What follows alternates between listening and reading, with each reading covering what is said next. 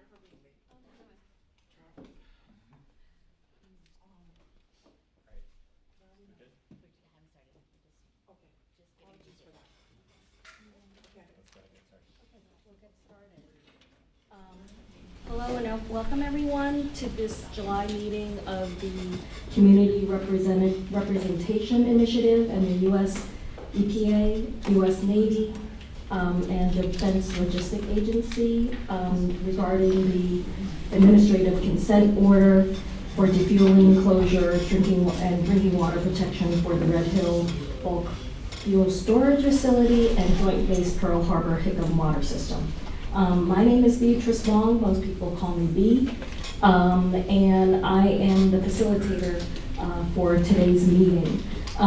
If you recognize me, it's because I've had facilitated other meetings related to this topic. I'm also from US EPA Region 9's Office of Regional Counsel. I'm one of the agency's regional judicial officers, and part of my job includes receiving public comments as well as facilitating public meetings. So with that said, thank you everyone for being here and for your participation today. Let's start the meeting with an Oli. I think Kalani usually, we all do. Oh, you all do.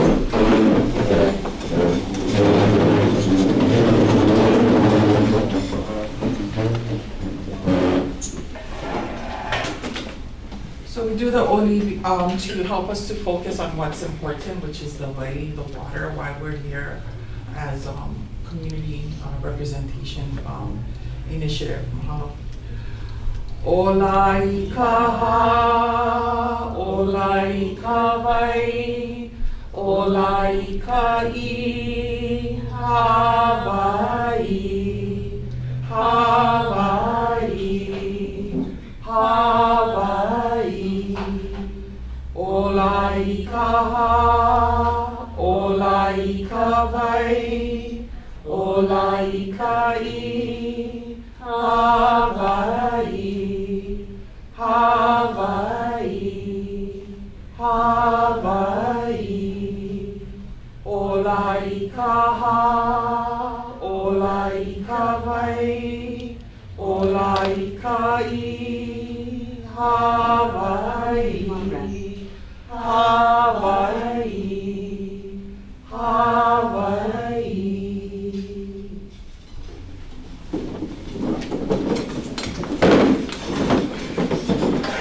Thank you.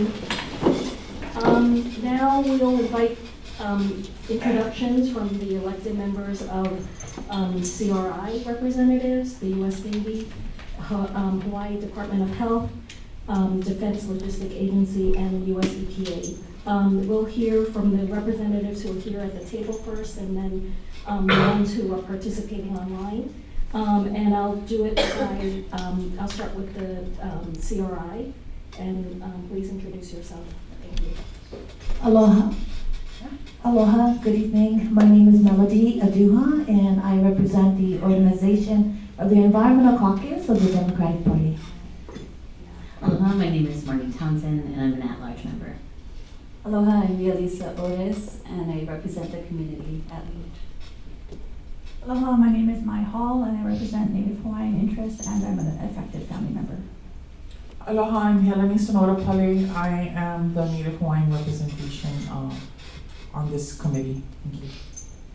Aloha, I'm Susan Gorman Chang. I'm substituting for Elima DaCosta and representing the community at large. Mahalo. And then the CRI members who are online, can you please introduce yourself? I am Michelle Poplar. I am an affected community member and at-large member. Hello, I'm Bill South. I represent the Environmental Caucus of the Democratic Party.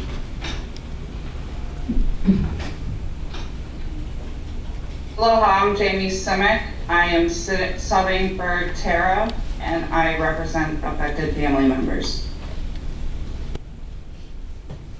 I'd also like to note that Mandy Find is a member of the CRI. She is a very effective member of the CRI, and she represents injured families.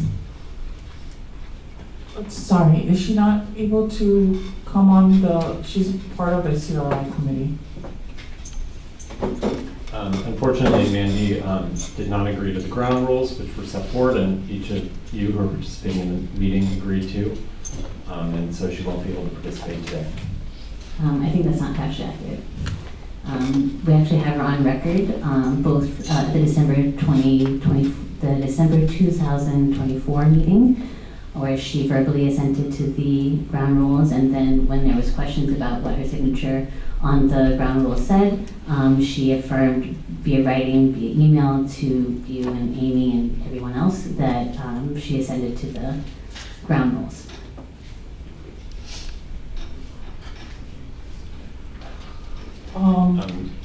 I would really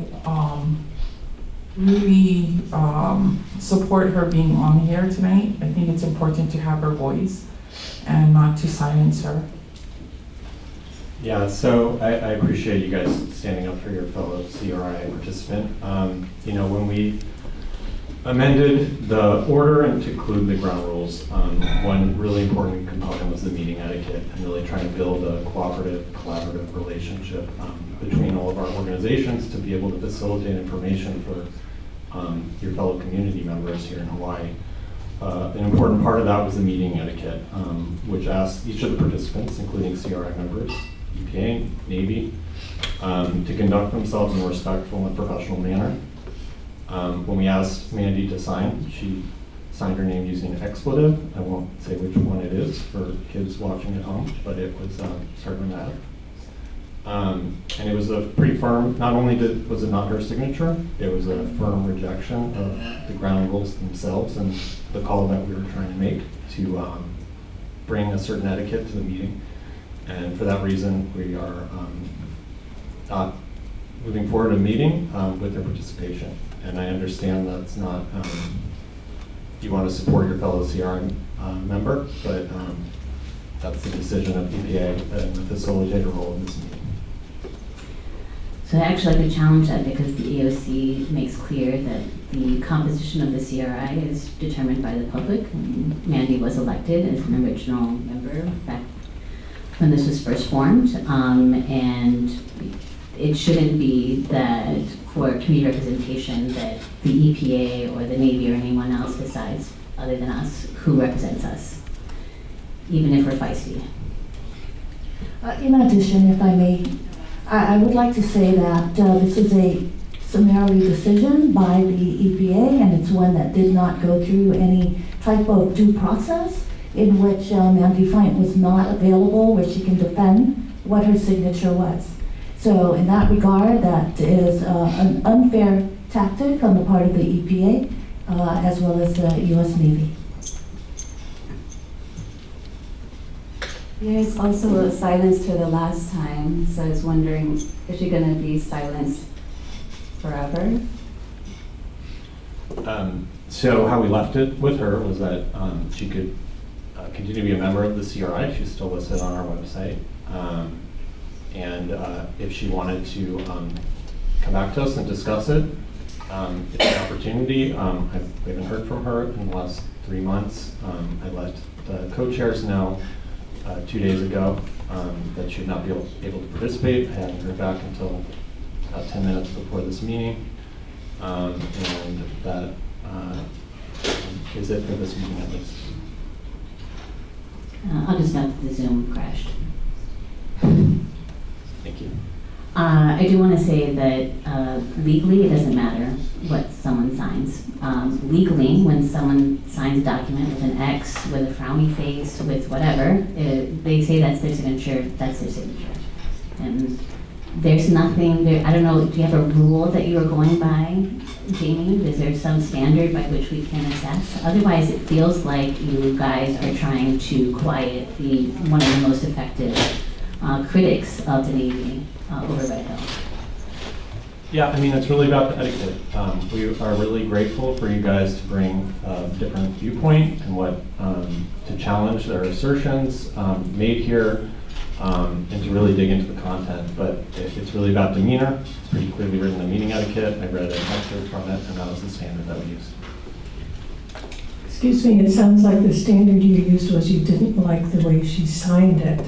She did sign it, so I'm still confused. It was not respectful or professional, are the words that are in the ground rules and really what we're trying to achieve right here. Does it say specifically about a signature? I thought it was demeanor within the meeting like we are now. It is about etiquette. So I had a conversation over this with Amy Miller, Region 9, at the last meeting where this was a problem. And it was my understanding that it was going, the arrangement was that she would sit out one meeting as a member of the public and then be allowed to participate as a full member. I'm sorry if there's a miscommunication, but that was not the determination at the time. So Mandy's being judged for actions that she took before the ground rules were put into effect. The request that's being made now is that she be given a chance to participate and be judged by the ground rules and her behavior going forward, as opposed to some sort of retroactive assessment of her behavior. We spent a long time trying to bring this group together, and that kind of behavior just really underlines the effort that we're doing here. So either we could not move forward with these meetings, or we can move forward with those that are willing to abide by the ground rules. Jamie, have you spoken to Amy? It sounds like there was an agreement. Yeah, I'm very much in communication with Amy. Unfortunately, she was not available today to participate, but I'm getting. So you spoke to her about what you were going to tell us tonight? Yeah. I have a few words I wanted to say. As the Kanaka Maoli representative on this committee, for over 7 months, the Navy did not attend meetings with the RedHill CRI during the critical periods of refueling and degassing when the consent order was amended, and we were reduced to one of the Navy's community engagement forums. We were allowed to ask questions regarding the shutdown of RedHill and we are allowed to ask questions regarding the shutdown of RedHill and our precious water. We agreed to a third-party facilitator and then verbally agreed to the ground rules one by one, and it's on video, including Mandy. She did agree to the ground rules. Recording in progress. Yet we were asked to sign a document holding us to this. Currently, the Navy is looking to renew 8,195 acres of stolen Hawaiian Kingdom lands in Mana, Mohili, Koke'e, and surrounding areas, Moko to Makai in West Hawaii. And for decades, you folks use these lands for just $1 and were allowed to destroy this critical habitat for endangered and threatened species. The burials, spilled PFAS, launched missiles, and now you folks are asking for public input and support to retain these lands. I attended the meetings, the public Navy meetings that was held on the draft EIS for the Pacific Missile Range facility for the retention of these lands. And at these hearings, I heard all about the money you put in the community and how they won't give any more money if these leases aren't renewed. I also heard about how you want to hear from the community. That seemed to be a real big theme in the hearings that I attended on Kauai. The presentation was about working with the community, providing jobs, and even allowing hula halau to access these lands for cultural reasons in your efforts to rebuild trust. The bottom line here is Mandy and her 2 children and her husband were poisoned.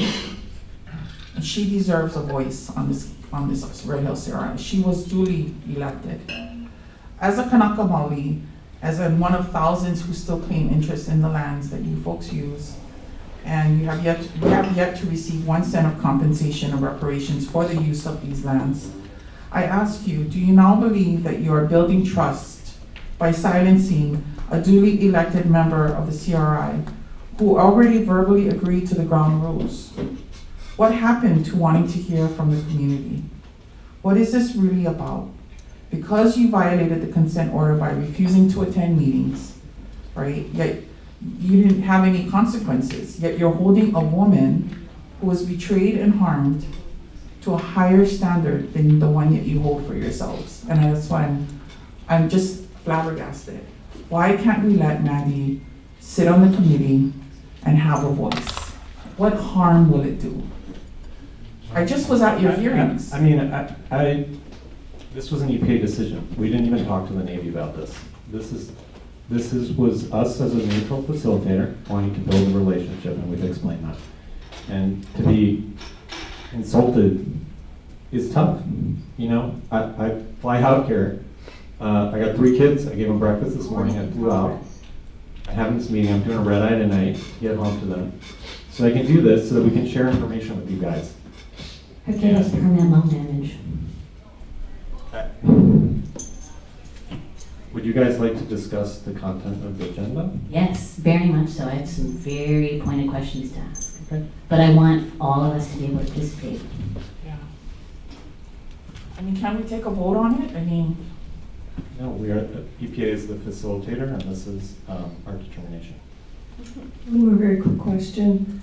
B, are you familiar with trauma-informed facilitation? Do you realize what people have been through here?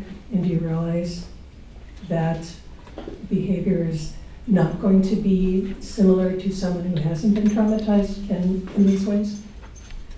I am not familiar with that. That's not something that I practice. I understand the concept. But the question really is, should we continue with this meeting? We haven't even finished introductions yet, and we are trying to get to the agenda. I just would like to know, are we going to proceed with the meeting as it is without Mandy's participation right for this meeting, or are we insisting on having her participate at the table or not? There are members online that would like to say a quick vote.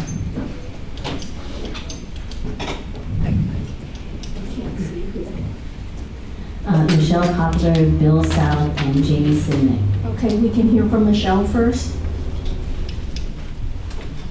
Is that whose hand is raised? I'm sorry. Aloha. Yes, so the question, Susan, if you would mind repeating, we were talking about trauma-informed care, yes? Yes. And trauma-informed facilitation, because these are not ordinary circumstances. Yes, yeah. So on this topic, and as an affected community member, and interacting with my neighbors, and here with the CRI, the brain and the nervous system is part of the body. The science hasn't caught up yet to her with the human nervous system and the exposure to consuming chemicals that are in jet fuel, and what that looks like and how that is. I can definitely testify, it's my experience, as soon as I was consuming the water on the Navy waterline, I did notice differences in my health and mental health. And as service members that we appreciate that put their bodies and minds and spirits on line for our country, to protect us. The information that members of our military know and do, and how they put themselves out there to protect, to serve and protect, can cause post-traumatic stress. If they experience things that are very scary, and they come home and they have experiences like night terrors or, flashbacks, intrusive thoughts, where they have memories of incidents that kind of just repeat in the mind. And it takes time to heal from those things. So for those of us, especially for the service members who experience, disease from the incident, it's a double betrayal because they put their bodies on the line and then they were poisoned with all of this, and it hurts their soul in a way, and it hurts. It causes a daily reminder when you turn on the faucet, you're like, is this safe? And it puts you in a mental space, and there's no avoiding the what we call in psychology a trigger, as far as like something that will cause a memory, like say if somebody's in a war zone and they heard a boom or they saw an explosion and they're out in their daily lives and they hear a firecracker or something like that, that will cause a subconscious primal trauma response as a trigger. So the folks, including myself and my child, we're working on it, right? Things happen in life, and you gotta, heal, and you gotta work through it. But trauma-informed care looks like basically validating feelings of these individuals, including myself and other people. We have some feelings, and we're working through those feelings, and that might lead us to act out and react rather than respond. So a reaction looks like, when we're triggered, we might go, oh, man, we're mad, and might, post on, there's people who go on the social media, and they'll go on the threads. I've seen it on the JPBH, website, and they'll go on the threads and they'll say, well, you, and they use things like you statements that point the finger and blame, right? And that causes more conflict and turmoil. So in trauma-informed care, it is important not to use the word you, as in, you poisoned the water, and you did this and that. It's a triggering word. So the more healthy way is to say, well, what are we going to do about it? What am I going to do about it? And then move forward in a way where there's conscious communication that is not accusatory, but rather collaborative, and also not diminishing the feelings of the individual that is in trauma response, who is emotionally charged, because it's very easy for those of us who have had our families physically harmed and physically changed. Our bodies are different, our minds are different. For us to, it is challenging for us to find that composure at times and to be forgiving and compassionate. And it takes time. Trust is built with aligned actions over time.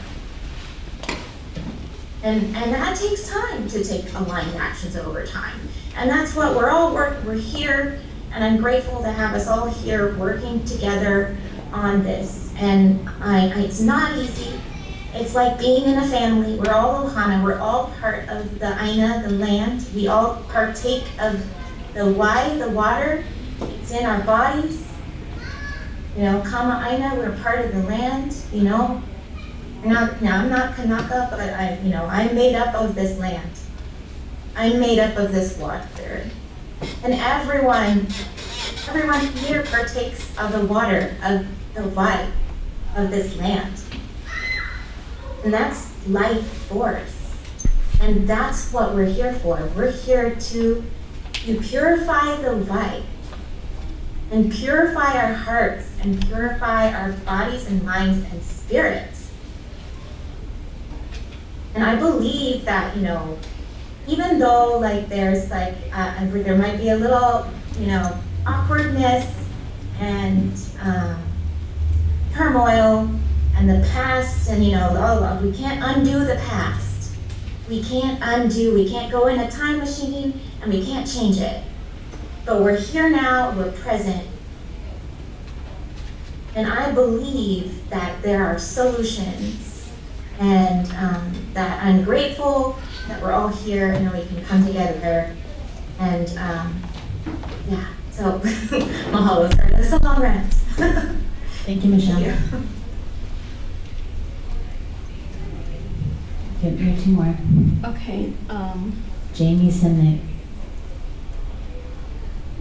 yeah, that's fine, Jamie Simlick. Aloha. I just want to say, as an affected family member and as somebody that started this with Mandy Fine, she has been a huge ally. Although we all may not agree, how Michelle was just eloquently explaining trauma, we may not all agree on how each other reacts to things, or I'm not privy to behind the scenes. I'm sitting in as an alternate. But I can say that Mandy has been a fierce advocate, and she has been a fierce ally that was voted on by the public. But as well, we've had to sit back as affected family members and take gaslighting and blame shifting, even to this day, even recently, from the Navy and officials saying that this is either all in our heads or it's not happening, and we are expected to remain calm. We've also had some officials ignore us when we're at town halls, whether live or in person, and try to speak to them. I don't know the behind the scenes and the outbursts, but we're expected to move on and to lead with grace and lead with compassion and trust that what we're being told and what is going on is really what's going on, even though we're trying to ask questions. We've been dismissed, we've been pushed to the side.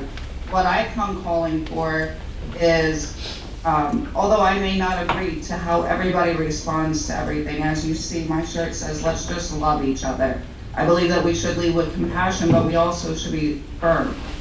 We should also have forgiveness, and we should understand that people react in certain ways during certain times, and if we're expected to forgive the Navy for what has happened to Oahu, to the Y, and to the affected family members, how is the Navy not able to forgive, or the EPA have behind closed doors conversations, forgive, and move forward from this? Especially if she's already participated in a meeting since this incident happened. Again, don't know all behind the scenes. I don't know, I wasn't there when these things occurred, but I do know what an advocate she has been for affected families, along with everybody else on this panel. And if she is a valued member to the community and to those affected, we can show some grace. If we are expected to show grace to the Navy and the EPA and those that got us to this point when there have been warnings for decades. We've sat across the table for 3 to 4 years now listening to the same narratives. I'm just asking for you guys to give the same thing that you expect us to give you on a daily basis. Okay, thank you. And then the last speaker. Bill South. Thank you.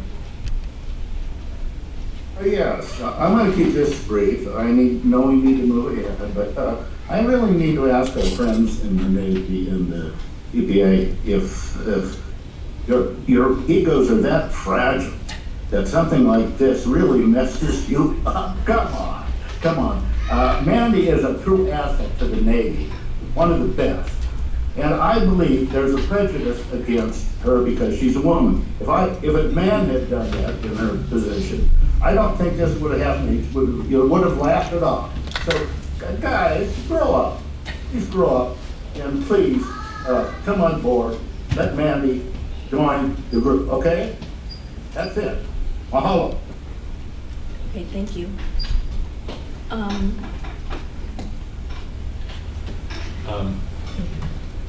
What's that? The comment cards. We're 40 minutes into the agenda. Is this the only thing we wanted to discuss today? I think Maya had her card up first. I just want to say I stand with my fellow CRI members, and if Mandy is on the EPA's website that I just checked, her name is still on your website, then that means she is still part of the CRI. That's all.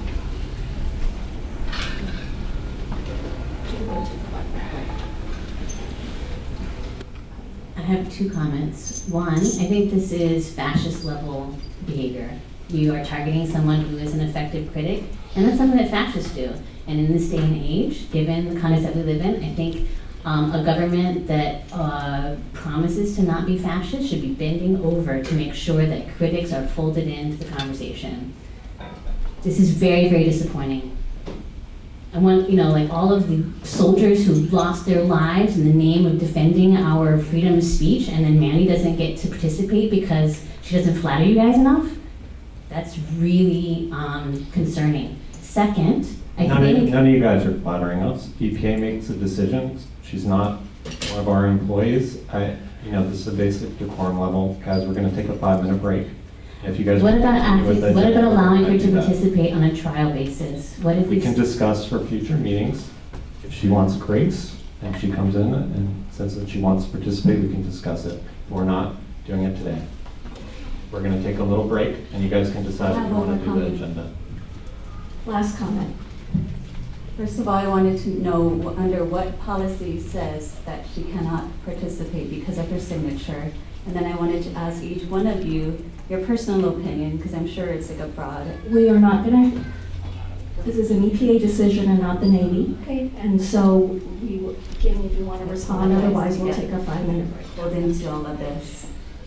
But if you guys could later on, please say if you do not want Mandy on.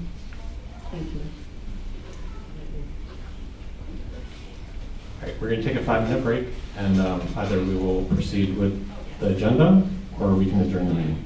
I think it's sad that this is about EPA's ego. You're a regulator. You are supposed to be protecting people, not having an ego.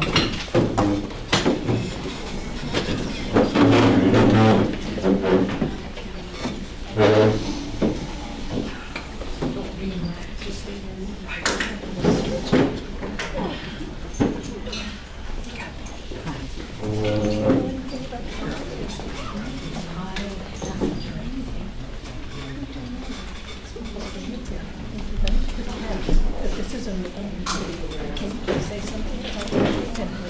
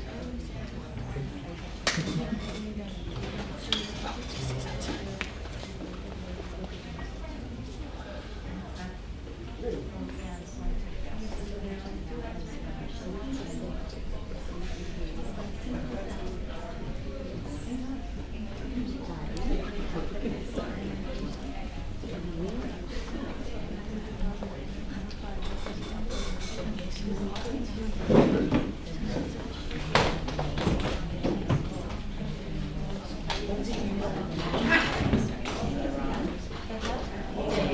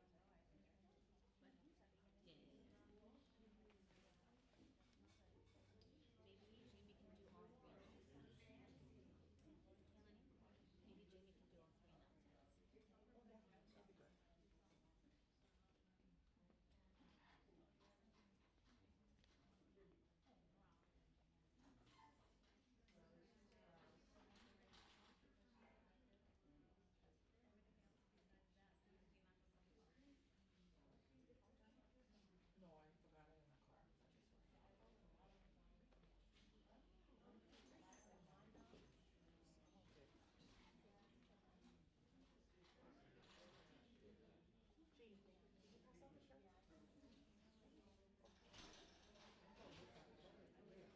Where's Jean? Oh, yeah, it is.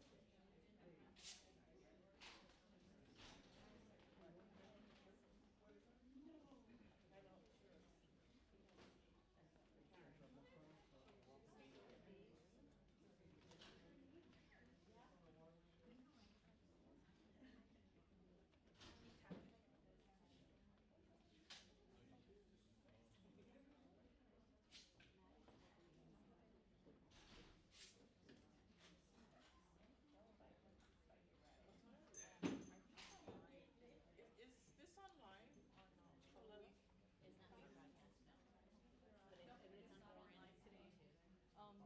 The internet, we're trying to make sure that the Zoom stays on.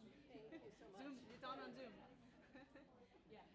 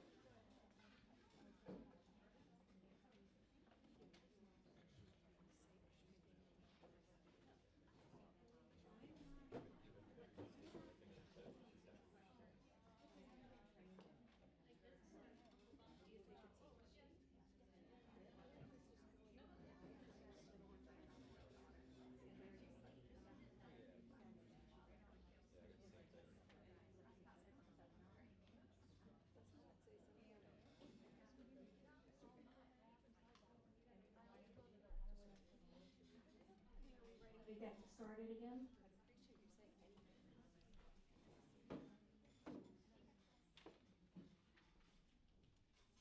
Okay, why don't we move to the first agenda item and have the Navy report out on the July 2nd spill, incident response and the cleanup. Sure. We have somebody waiting in. Can you give us just a sec to get going? Oh, okay.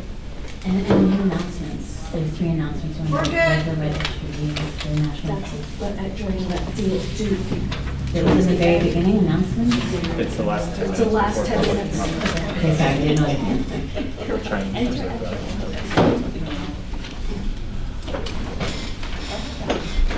Okay. Okay, thank you. Danae, you can proceed. Sure. Okay, so just regarding to the July 1st event, so just a few things right up front. So it's outside the purview of my mission and it's other commander's business, and that's the Joint Base Commanding Officer. Oh, sorry, that's right, I thought we had done intros. How you doing? I'm Admiral Mark Williams, I'm the Deputy Commander for the Navy Pleasure Task Force. With me is Commander Ben Dunn. Deputy for Environment and Remediation. I lead the enhanced drinking water monitoring, water-related items, and the environmental monitoring and remediation for the Pleasure Task Force. Good evening, Captain Kevin McCormick, Chief of Staff for the Navy Pleasure Task Force. Okay, with that, and so like I said, so the spill event the release event on July 1st was not related to any Closure Task Force activities, nor were we involved. And the Joint Base is conducting an internal after-action review of the event and will make adjustments if required to their training tactics and procedures based on findings and lessons learned. So on the morning of July 1st, there was a contained fuel release of about 300 gallons of fuel at an underground fuel pumping house there on the Joint Base. The release occurred during maintenance operations on an active fuel line that's part of the active fuel system. And that maintenance contractor was an Army Corps of Engineer contractor doing work on behalf of the Joint Base. Again, neither the Navy Closure Task Force nor NAVFAC was involved with the work that was being done. The Department of Health was notified, and responded about 1:30 that afternoon on July 1st, and then came back on July 2nd to verify cleanup efforts. And the DOH confirmed that the release was contained and recovered without any impact to the surrounding environment. Furthermore, the release did not occur near any water source, and there's no ongoing risk to the environment or public health. Specific questions about the event should be directed to the Joint Base Public Affairs Department. Okay, are there any questions? How do we know it didn't push the environment? Like, explain, okay, so I have a little trauma because I all remember that the November 2021 leak started in May, right? And they told us, don't worry, we got it all contained. So I just would like to maybe see the math a little bit. How much was released? How do we know that it was only 300 total, that we got it all? How do we know it didn't touch the environment? Please. Thank you. Thank you, Marty. I'm going to call. Johnny, introduce yourself. Hi, my name is Kathy Hope. I also wanted to recognize that the families have experienced trauma as a result of this. But I do want to call up Grace Simmons, who is the HERE office branch chief, who oversees the cleanup. And she could help you. Grace, we could provide you, do we have a map? Hi, I'm Grace Simmons. Grace, want to come here? Which way? Here? Oh, right there? Sorry. While she's finding her Right here? seat, do you know what training, so there was a lot of emphasis put on how the Navy has changing their training approach to be able to prevent the spills from happening. And I'm just curious if the new training efforts have been, implemented. Has everybody been trained up? Is this an indication that, I'm concerned that we spend all this time and effort on training and put all our faith in training and we still are having leaks? Let's have Grace Simmons. answer the first question. Okay, so the question about the leak is accurate. However, we're still waiting for the Fuels Department Navy Region to provide us with a report. Today, they have 30 days to respond to us, so we're waiting for all of the documents to come in. My staff did go out on the 2 days on July 1st and 2nd to oversee the cleanup, and they were very satisfied that there was nothing that penetrated into the cement. Now, that being said, we won't know until the full report comes in. It's probably more accurate to say we don't know yet. Correct. I mean, we're still waiting for the final report. Okay, thank you. Thank you. Wait, does anybody else have questions for Grace? Were residents notified? Was there a question on training that you want to respond to that? Yeah, what it, So I can't speak to joint base, it's other commander's business. I can't speak to joint base. I can tell you with regards to the Navy Coalition Task Force, our team and what we're trained to and certified to. But that's a question I would submit if you're curious to the joint base public affairs. okay, so we put this on the agenda, but we didn't bring anybody to answer questions. Okay. Thanks. Did you notify residents about the spill? No. Nearby residents? No. DOH submitted a press release. There was a press release on July 2nd. Nothing else in the press release? No other notification of the spill? We notified the regulators in accordance with the requirements, and then they submitted a press release. Thank you. Are there any other questions?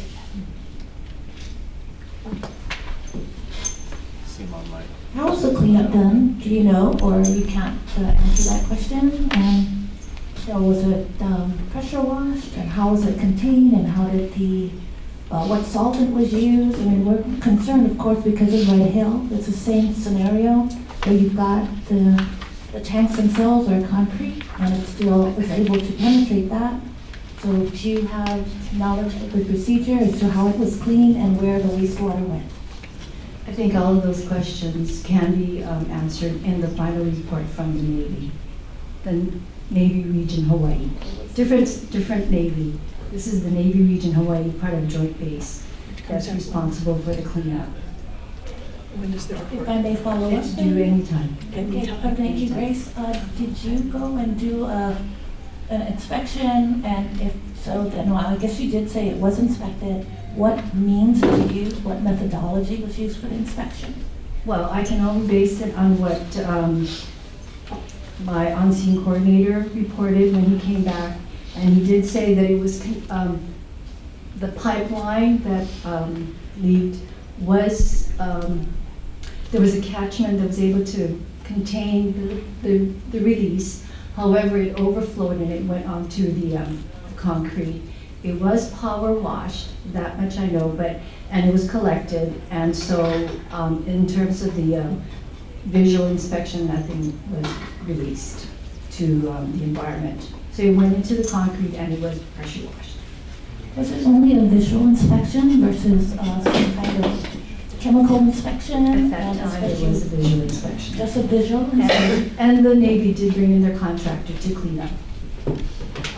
Okay, well, historically, it's been, what is it? They say it's user error, and that's not the terminology, but it's always who's doing the maintenance and it causes this type of spill. Is this something that could be attributable to whoever was working that area? And then as follow-up with what Marty was saying, what kind of protocols are now being put in place so that there's no future spills such as that? Understood. I think the final report hopefully will address that. And we can share that once we get it. So we have, I'll just open her. Two questions online. The agenda only allowed for 15 minutes on this topic. We have a little less than 5 minutes left on this. So I'll go to the two questions, but I just wanted you to know that we may not be able to get to all of them unless we want to have less time on the other two agenda items. So it was Michelle first.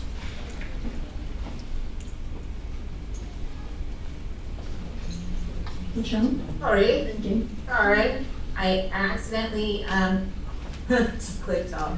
Zoom technology. Anyway, I just had a simple question. Do you use like a vacuum to like suck up the oil, like, you know, that's spilled, and was it contained? So I'm just repeating what I feel that I think that I heard. Sorry, airplane.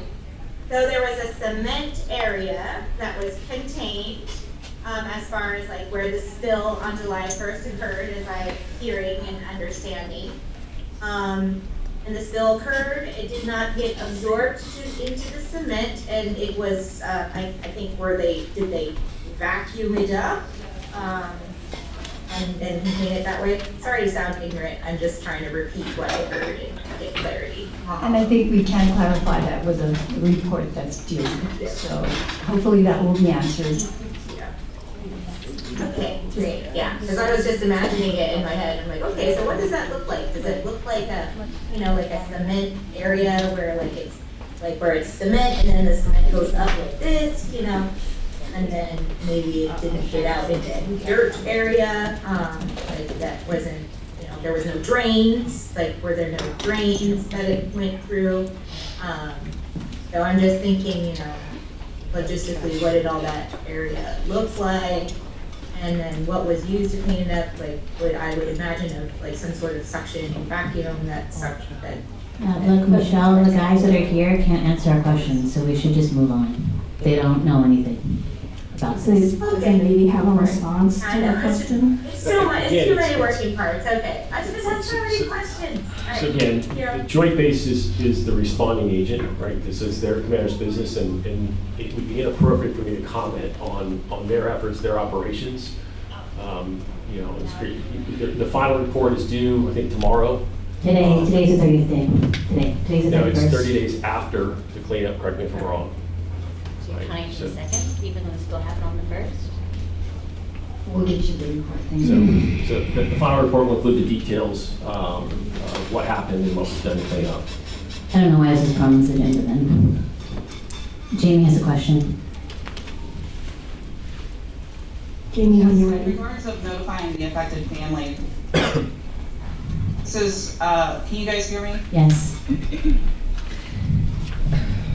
Okay, this is in regards of notifying the affected families. We're now numerous spills since the inception of this tank, numerous spills since 2014, 18, 20, 21. How are we not? How is the Navy not notifying families? We have technology, we have emergency alerts, you can send guys out door to door to let families know. At this point, why have we not learned from the lessons? I know you guys don't want to cause panic or harm. This is something that is affecting our community, affecting our families, and when the affected families hear of another spill, whether you guys like it or not, it is triggering of their trauma, their PTSD, and even if it's not that, they have a right to know. So is there something that you guys could be doing better in order to implement if and when this does happen again? And this is a reason why we should have continued the long-term monitoring that this CRI was advocating for, that just ended in March, and now we are here in July with another spill, and all we hear is, okay, there was just a quick notification that is gone in the media in 2.5 seconds, if not less. And families that live in that area, your single sailor or your soldiers, single soldiers have a right to know, and the families, the civilians that are working on base in that area have a right to know that this has happened, let alone the residents of Oahu. So can we, in the future, take this, again, another learning lesson of another spill and failure to notify and failure in notifying families, learn from it and implement a system to where if something happens again, I don't care if it's 5 gallons, you are notifying families and those in the surrounding areas of what is going on. Thank you. That is a good way to build trust. And So I'll take that back to the commander and provide that feedback. Thank you. Let's move on to the next agenda topic, which is the reopening of the Navy's, I'll probably pronounce this wrong, Hālawa and RedHill shafts. All right, thanks, Steve. Aloha, good afternoon, everybody. Give you an overview of where we're at with our shaft reactivation planning and preparations. As I briefed previously, we continue to conduct planning and preparation for both the reactivation of Navy IAEA Hālawa shaft and the Navy's RedHill shaft. Both wells that have been inactive are isolated from the drinking water system since 2021. Collectively with the Waiawa well, our primary drinking water source, those two wells provide or would provide a resiliency, designed to provide a resiliency and redundancy to the system for Joint Base for Harbor Hickam. That system serves approximately 100,000 daily consumers, and then it supports all of the operations across Joint Base for Harbor Hickam, emergency services, military operations, so forth. So specifically for Navy IAEA Hālawa shaft, so over the past year, I've been very busy. We've conducted extensive monitoring and have installed that granular activated carbon treatment system we talked about a bit last time, specifically to address concerns of PFAS at that source well in advance of the EPA's recently promulgated updated national primary drinking water standards, which reduce thresholds for allowable levels of PFAS, which all utility systems are required to comply with by 2029. So I'd like to give you an overview of the water quality that we've observed at Navy IAEA Hālawa shaft over the past year. We've continued to closely monitor the source water conditions, and during this period we have not detected any petroleum hydrocarbons. We are not concerned with petroleum hydrocarbons at that source. We are specifically concerned with PFAS at the Navy IAEA Hālawa shaft. We've conducted frequent PFAS sampling over the past year at the well, and results have come in with persistent low-level detections of PFAS compounds. The highest at a level below 20 parts per trillion, which meets standards today, but does not meet the forthcoming standards that utilities must comply with in 3 years from now, 4 years from now. How often is frequent? It's bi-monthly for the PFAS sampling. So twice a month, bi-month. Bi-monthly is every other month. Every month. Yes. If I may also. That is not frequent. It is frequent for PFAS standards. And you just indicated 20 parts per trillion? 20 parts per trillion. Isn't the standard at 4 parts per trillion? Standard is 70 parts per trillion for the analyte of PFAS. Currently today, it is published as 4 parts per trillion. That utilities must comply with that level beginning in 2029. And that's why we've pursued a treatment system here at this drinking water well, so that it would address that PFAS concern and bring us into compliance at that point in time.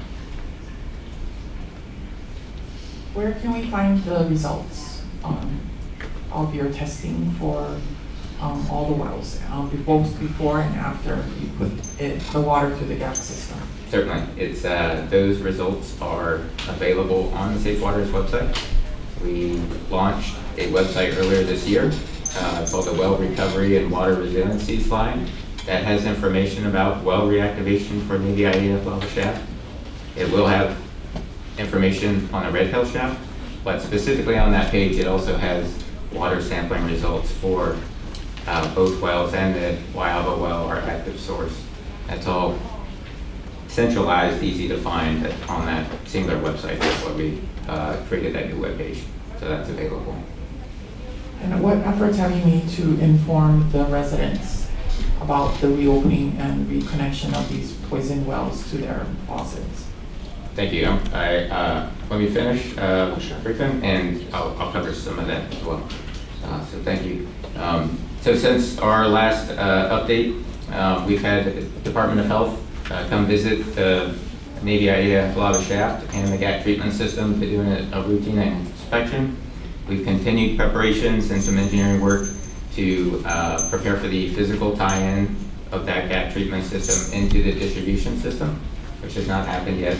So the treatment system can be supplied by the well, but the treatment system cannot provide water into the distribution system at this time. We have not connected it. We've completed our pre-reactivation monitoring pilot to evaluate the GAC treatment. As designed and as we expected, that treatment system removes PFAS in the source water. We've had we've seen no petroleum hydrocarbons or polycyclic aromatic hydrocarbons detected in the source water. We did observe some hydrocarbon detections on the back end of the process coming out of the ion exchange vessel, which is the third component of the treatment system. We confirmed this is not fuel related, but we are looking into this further for additional evaluation. We just recently submitted the pilot study report of that monitoring pilot to DOH just about 10 days ago, and we will be posting that on the Safe Waters page at the same location where that other information is. Well, we just received acknowledgement from the Department of Health that they've got that report. They're going to take a look at it. They're also going to be keen to hear our results from the evaluation of the continued investigation for the ion exchange treatment. Today, the treatment system remains disconnected, as I mentioned, from the distribution system, and upon completion of all these remaining actions, we will request the Department of Health to come back out and do a full inspection of the treatment system, to tie in to the drinking water system, take a look at the shaft again, then also review our additional data that we would provide from our evaluation. If it meets their standards, then we would request formally for reactivation of the well, and then at which point we would stand by for approval from DOH and then proceed with reactivation. So we're a little ways out from that point in time. We do remain on plan for reactivating this well and bringing it back into service for a routine supply of drinking water this calendar year. That's the goal. So communication-wise, throughout the process, we've continued to communicate the upcoming reactivation of the ABIA through multiple mediums and engagements, including in April, we did at our last quarterly CRI meeting, I presented on this subject. We had a few days later a webinar, informational webinar about the treatment system and the process for reactivation. We've informed Department of Land and Natural Resources and the Commission of Water Resource Management and the U.S. House of Representatives in May. We engaged CWORM again. We had a city council engagement, updated the Hawaii House Representatives, provided some information on the Kapuna Council engagement. We also held our open house, which we overviewed reactivation of both wells back in May. In June, we updated the Governor's Water Committee. Earlier this month, we had the Hawaii House Committee on RedHill, which we provided an update on the shaft reactivations here today. Again, we're providing an update with the progress that we've made. Over the coming month, we have another open house, which we will make available one of the stations for shaft reactivation. We have a few congressional engagements. And over the past 4 months, we've issued 7 public messages in our RedHill highlights, providing information and updates. In the same period, we conducted 16 drinking water info booths, so about an average of 1 per week. We rotate those locations around the zones or the neighborhoods that are supplied by the Joint Base Drinking Water System. So it's a passive engagement. We set up an information booth for consumers to come and get resources, share information and updates, show them how they can see drinking water sample results on the website, how to navigate it, so forth. And we've had multiple neighborhood board meetings throughout the spring and summer. So we're going to continue that battle rhythm or that cadence of engagements, and there will be additional updates. As we get closer to reactivation, we will notify consumers through the Joint Base prior to doing so. And there's various mechanisms to do so, but that plan hasn't been fully vetted yet. So we're remaining detailed planning and coordination with the Joint Base about that. Again, we remain on schedule to reactivate the Navy IAEA Hālawa shaft this year. We'll continue to closely coordinate with DOH. DOH is involved every step of the way and has been very critical of our efforts, which certainly appreciative. We don't want to miss any steps, and we don't want to have any oversights throughout this process. Just noting it's been 10 minutes. Information related to the reactivation well, again, is currently available on the Safe Waters website on the well reactivation water resiliency page. So I'm going to move over to the RedHill shaft, and then we'll open up the questions. This is a little bit shorter of an update. So similar to Navy IAEA Hālawa shaft, the RedHill shaft is a critical element of our future resiliency. It provides more of a supply than what the Navy IAEA Hālawa shaft can do for the Navy. So it's essential that we recover the RedHill shaft. Even though conditions today do not warrant a treatment system, the Navy is required to install a treatment system to reactivate the well. It's also doing so now to look to achieve compliance with the updated EPA standards for national primary drinking water standards with respect to PFAS. PFAS is not a concern at the RedHill shaft. We haven't seen evidence to our sampling to be concerned with the PFAS. Specifically, the water quality results over the past year, we've sampled the RedHill shaft even more extensively than the Navy IAEA Hālawa shaft. We've conducted monthly and quarterly water quality monitoring. We've done the bi-monthly or every other month PFAS sampling like we do with the Navy IAEA Hālawa shaft. We also do twice monthly groundwater sampling of that shaft, all with close oversight of the Department of Health. The Navy has not detected petroleum hydrocarbons at the RedHill shaft in the past year or longer. The highest levels of PFAS remain at about 1 part per trillion for RedHill shaft, well below current and future PFAS standards. And so efforts involving RedHill shaft planning for reactivation. We continue progress with the installation of a drinking water capable treatment system. It's an interim gap treatment system for RedHill shaft in advance of our plans to construct a permanent water treatment facility. This interim GAC treatment system is expected to be in operation in 2027. So we're still a ways out from that point.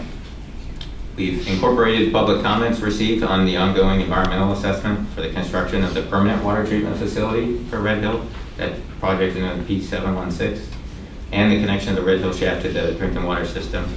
And then the assessment, that environmental assessment, will be formalized here in the coming months. A design for that permanent water treatment facility has been provided to the Hawaii Department of Health for review. And we continue to extensively monitor the RedHill shaft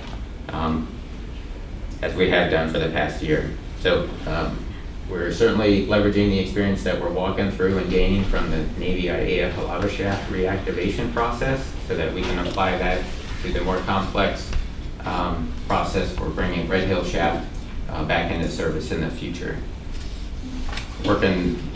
Actively working through each milestone of the process with the regulators, both EPA and UH is intimately involved, and the community as we progress through these actions, and we'll continue to provide updates to everybody in the future at future forums and engagements.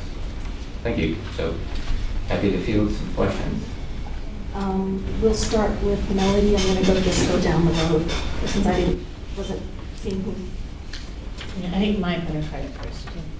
We can start with Maya, and then I'm going to work my way back. Thank you. Thank you for that update, Commander. Commander, you also said 2 words that I would like a little more clarification on. You said passive engagement for communication for residents and people of Hawaii. To me, hearing passive engagement is pretty standard. You have the website, you have the public webinars, the open houses, the booths, the kupuna councils. But what I think I didn't hear was notifying consumers that you will be doing this. You said you will, so that means that it hasn't happened yet. I would like to see that passive word change into an active statement. We are going to notify consumers on the lines, and I was listening. I don't know if you can hear, but we do have residents sitting behind me, and they do want to be, and I am a resident as well, we do want to be notified of when these things will be opened, not just in the ways you did it, but you actually have to make housing and people in Kapilina informed by requiring housing to share emails.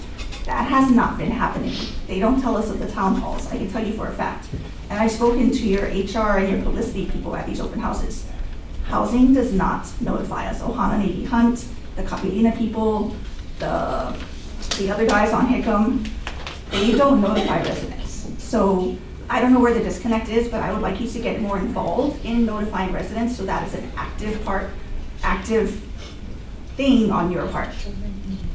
Yeah, so with regards to notifying residents, so much like you just received the consumer confidence report, or you should have received that, so the same notification, we use that same methodology, because that's required and everybody gets that. We're not reliant on a third party to then push that information. So as we get closer to the actual reactivation date, once we have approval from the Department of Health, that will prompt a notification similar like you see in the consumer confidence report, right? And that will come from the Joint Base Commanding Officer, just like the consumer confidence report did.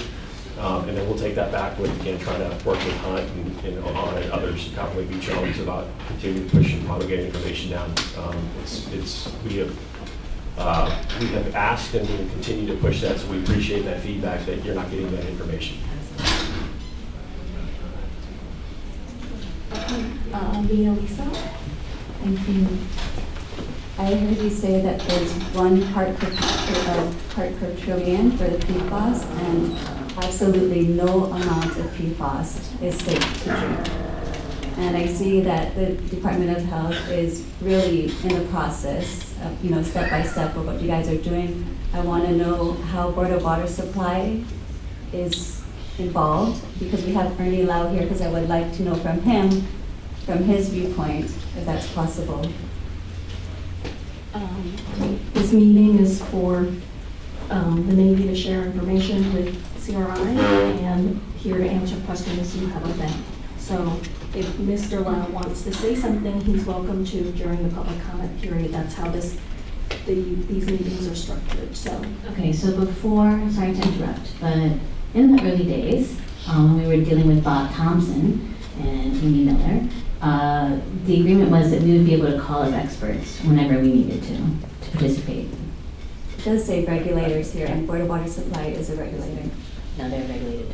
Yeah, we've addressed this in, I don't know what meeting it was, but if you're interested in having Board of Water Supply, we want to make sure to get them on the agenda and include them as part of the discussion in advance. We would be open to bringing in external experts, such as Board of Water Supply, but we really need to include that as part of the planning phase of the meeting.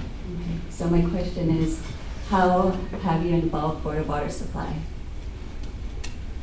So Board of Water Supply is a water purveyor, just like we are. And so they've got their own challenges and own issues to deal with regards to PFAS. PFAS is a national issue that everyone's got to deal with. It's not unique to the Department of Defense or the Department of Navy. And I'm sure Mr. Lau is going to tell you that same thing. So they've got their own issues. We have our own experts that we work with, and our own consultants that we work with, and our own subject matter experts that we work with to tackle this problem. When was the last time, Dr. Ernie? So again, with regards to the Board of Water Supply, at the bottom line is this, right? So with regards to future engagements and discussions with the Board of Water Supply, that is further complicated by the decision to file a lawsuit against the Navy. And so if you have questions about how we're going to engage with the Board of Water Supply in the future, I would recommend you contact the Department of Justice. okay, Marty. Sorry, I'm just letting that sink in, that you haven't talked to Board of Water Supply about how you're going to be pulling more water from the same aquifer that we're all relying on. It's going to take me a minute. How much does it cost for the RedHill water treatment system? So the Milcon programming cost estimate, this is not just construction, but there's other things involved in this, is that line item in the National Defense Authority Act is about $500 million. Okay, so I'm sorry, I don't understand the terminology. So it's $500,000 to construct it. Half a billion. $500 million, excuse me, thank you for the correction. $500 million to construct it and operate it for how long? So the design of the facility is, I believe, a 50-year design. That does not include the life cycle costs of the yearly operations and maintenance. That is essentially to bring it online and bring it on operations. Okay, so it's $500 million so $500 million, right? To design it for 50 years, build it, and start using it. But then past that, do you have an estimate for how much to use it on a whatever yearly basis? I don't off the top of my head. I know that will be looked at in out years as they get closer to having, once the Milcon is programmed, and we have a year that it will become functional, they'll start to do the budget calculations to figure out what the operations and maintenance costs would be so that it's appropriately accounted for in that year's budget. And I'm just curious, have you looked at the potential, cost benefit analysis comparison kinds of things between saving water and not using as much water? So all of, regarding the water conservation efforts, so things like the wastewater treatment facility, the wastewater treatment facility, treatment plant upgrades and that recapitalization effort, that includes purple pipes, right? So reclaimed water use for irrigation and other things. Much of what the Joint Base is doing in Navy Region Hawaii is looking at ways to conserve water, ways to reuse where we can. Obviously, things like the purple pipes and pipes, or I refer to as purple pipes for reclaimed water, that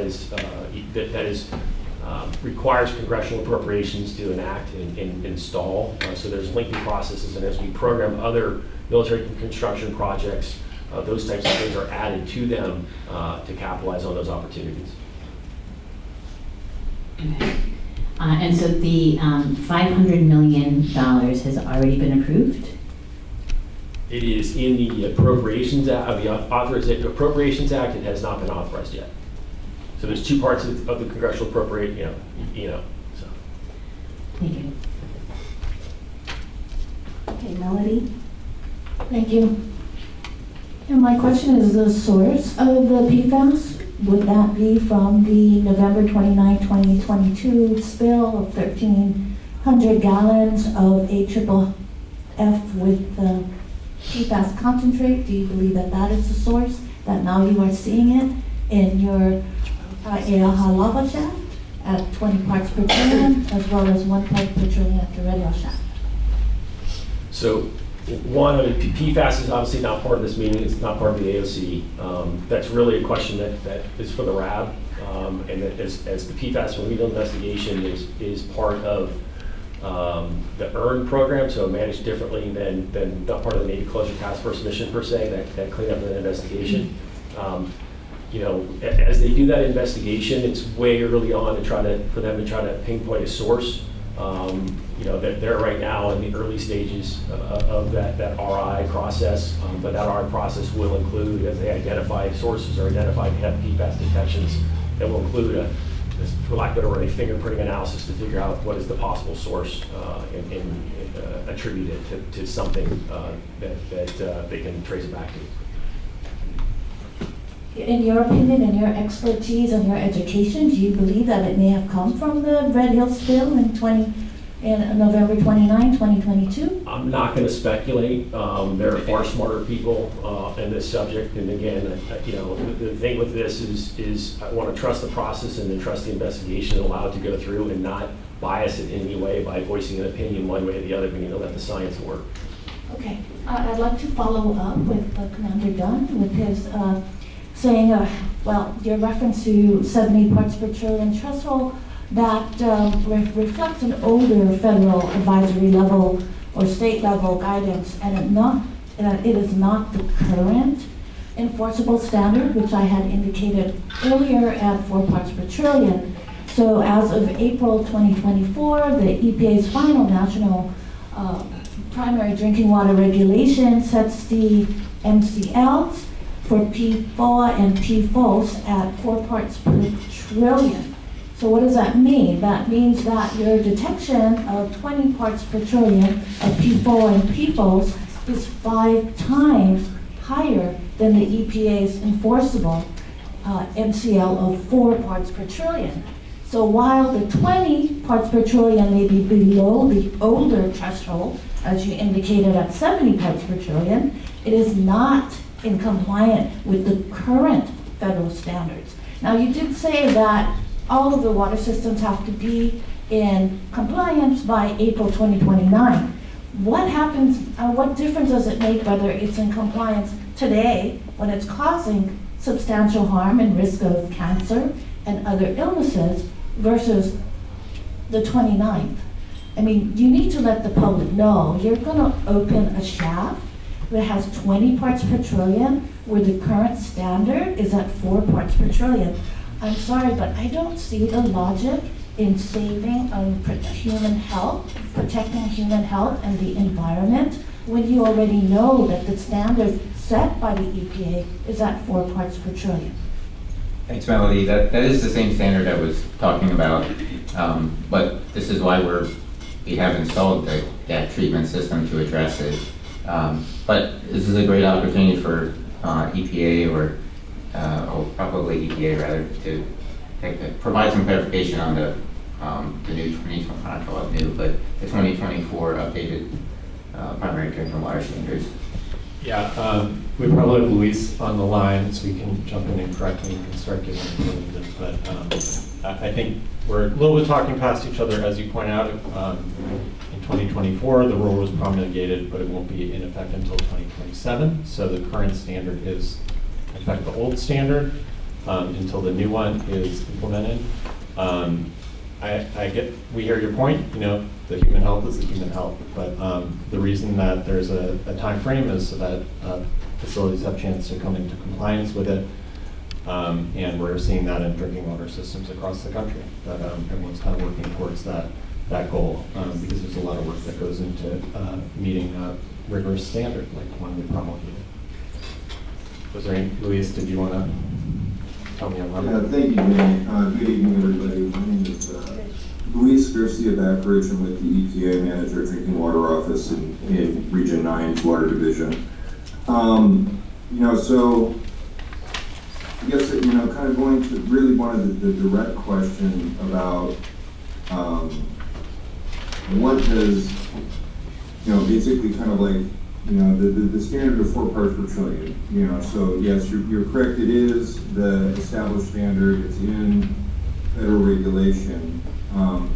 However, in that regulation, Commander Dunn is correct that water systems aren't required to meet that standard until 2029.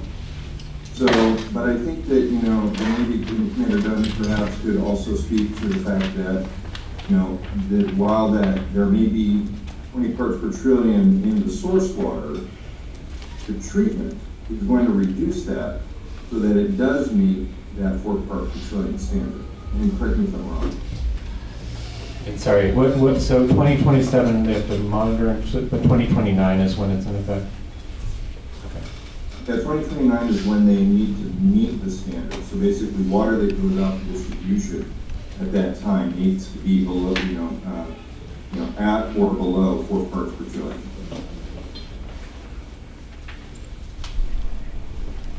Okay, thank you. I had Jamie online with a question.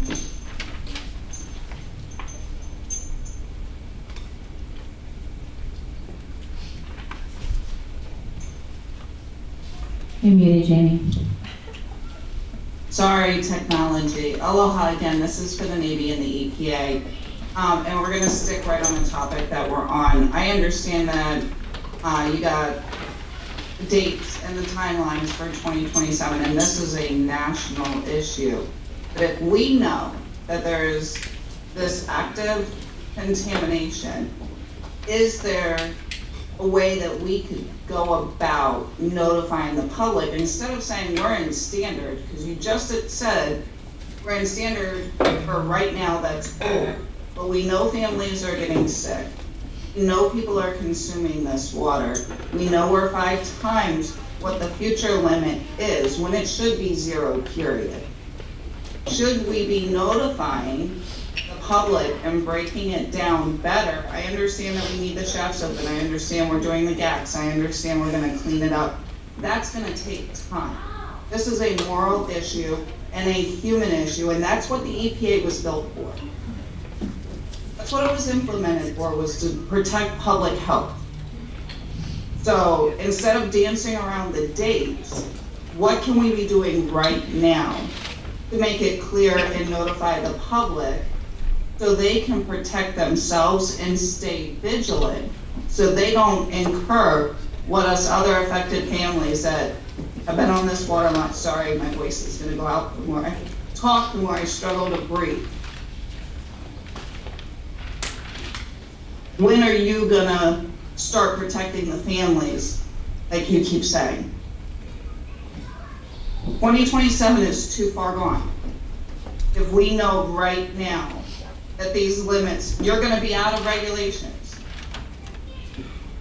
Thank you, Jamie. So we are within compliance today, but that source has not been a drinking water source for close to 4 years now. So people have not been consuming that water. But the reason why we're have been working very aggressively to install and implement this treatment system and then bring the shaft back online is so that the treatment system can effectively address the PFAS presence in advance of that compliance timeline, so that there is no gap in meeting compliance and meeting standards. So we meet it today, but it's not a drinking water source today. But when we do bring it online, it will address the PFAS standard and it will be within compliance of the new standard well in advance of that requirement. But what is sitting there is leaching into the environment.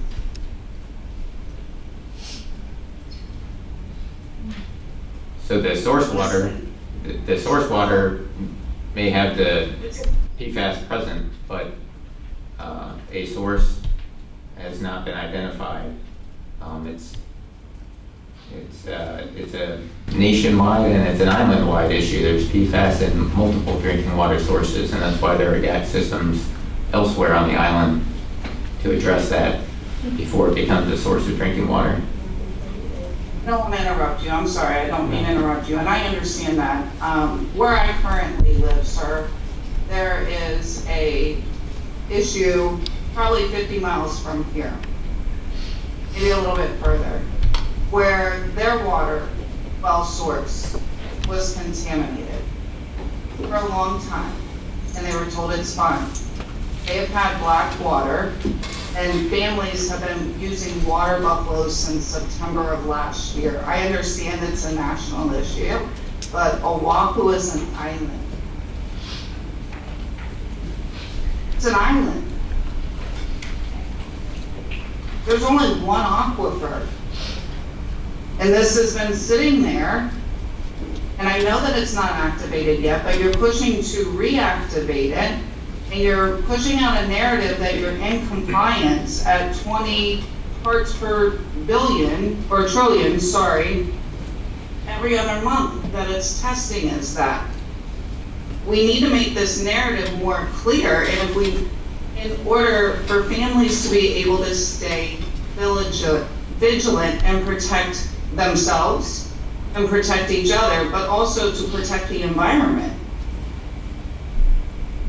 Regardless of a shaft, there's one aquifer you're pulling from one area. I see, and it's in the news here, what these families are facing.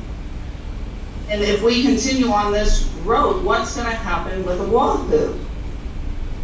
What does Oahu do then if the aquifer can't be cleaned? It's a very real issue. And we just need to be more transparent instead of saying we're in compliance and glazing over it, that everything's fine.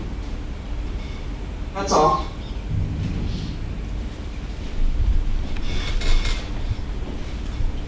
Bill has his hand up. Is that a hand? Oh, it is now. Okay, Bill, this is the last question. Hang on, I'm sorry. That's not okay. Let her ask her question. I had to adjust the agenda items. If I let Hālawa have this question, which is fine, it will cut short the time for questions and answers for the next topic. So, Bill can have his question, and then we can. We're over because the Navy went over. Yeah. Well, the question is short. I had just a question on the GAC system. And I wanted to check there. My understanding is it's going to be disconnected after 9 consecutive quarters of compliant source water. Is that correct? Bill, I'm not sure. You said disconnected. It's been disconnected since 2021. Do you want to clarify? Okay, but, let's see. Okay. Now, now the new system, and maybe I'm a little confused. Tell me about the new system that's going to be, cost $500 million. Now, what does that achieve? So the water, that's a permanent water treatment facility for RedHill shaft that achieves multiple objectives. We're set forth to that commitment in the RedHill shaft recovery and monitoring plan that was established in 2022. It also, the Navy is also directed by the State of Hawaii emergency order to implement treatment for the system, or for RedHill shaft. It also sustains a capture zone in the RedHill shaft, which is what we've been doing with the current system that's on site that's not drinking water compliant. But then it ultimately would then restore that resource as a drinking water that meets standards because it is treated.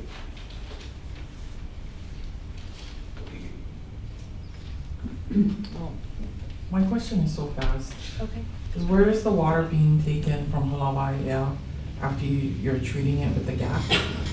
And where is the gap filters being taken after they're being replaced? And yeah, that was my two questions. I just wanted to know where the water is. I was told it was being dumped on a yard, but thanks. Yeah, so we ran a 30-day, 27-day monitoring pilot back in April and May, in which we cycled water through the treatment system in order to observe the treatment process. We discharged that water onto the lawn by the treatment system, and a good portion, the majority of that water went into a Department of Transportation stormwater drain that went into the stormwater conveyance system. Does it go to the ocean? To the ocean? It may have, if it made it all the way down. Thank you. I have a question for Kathy. Yeah. So your department is going to be the one that decides whether people actually drink this water, right? Yes. Yeah. So I'd like for you to articulate for us, this report talks about how, once treatment is proven effective, they'll turn it on, right? So what are the metrics? I'm gonna call on Dennis or Jeffrey from Safe Drinking Water who can help you answer that question. Thank you.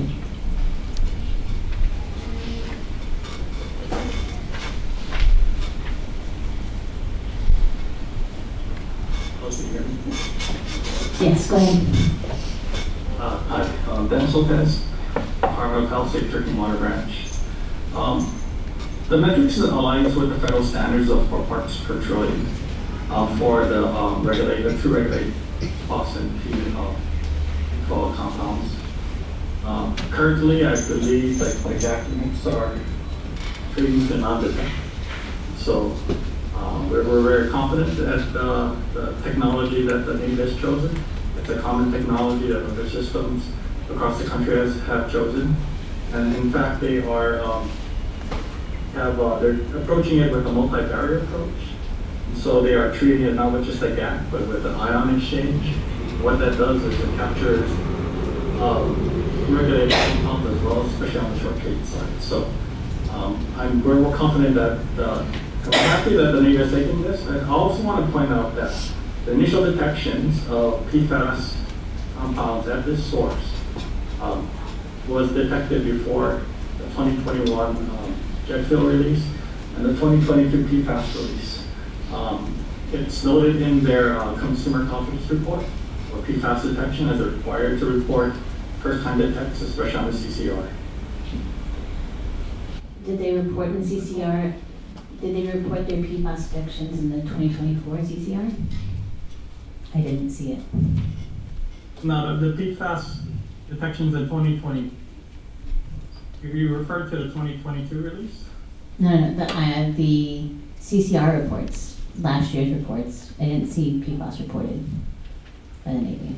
The source is not activated. Oh, it's activism. Okay. Here's my concern. So the Navy released, dumped, spilled a bunch of PFAS concentrate on the ground, on the hill, on RedHill above the aquifer. That is now, they tried their best to scoop up the dirt. but, you know, it was a rainy day when it happened, and so that stuff is percolating down, some amount of it unknown, right? We already have PFAS in the water, but there's more PFAS coming down. PFAS lasts forever, but we're gonna spend $500 million on a system that's only gonna last for 50 years. And we've already demonstrated that the Navy has more hands than it can keep up with, so I'm concerned that this closure task force is gonna go away at some point in the near future before this 50 years is up. And we're gonna have a problem where we're gonna be having more PFAS, infiltrating our aquifer than the system can maintain, the system can filter out. And I am glad to hear that they have this, like, the two systems. You did a really good job at the prior meeting explaining those to us. I appreciate your expertise in that. But you can see why we have a forever chemical and a 50-year treatment system, and that is a cause for concern. Can you comment on that, please? Dennis? Thank you. Well, if you have a cause for concern, then you would want that for them to have the treatment at that source. Yeah, I guess I'm worried about the fact that we're sinking this much money into a short-term thing relative to how long this stuff lasts. So, sorry. Yeah, so I hear what you're saying, but I think the Navy can only take out the amount of water that they are permitted for. So as I'm hearing your concern is that there's going to be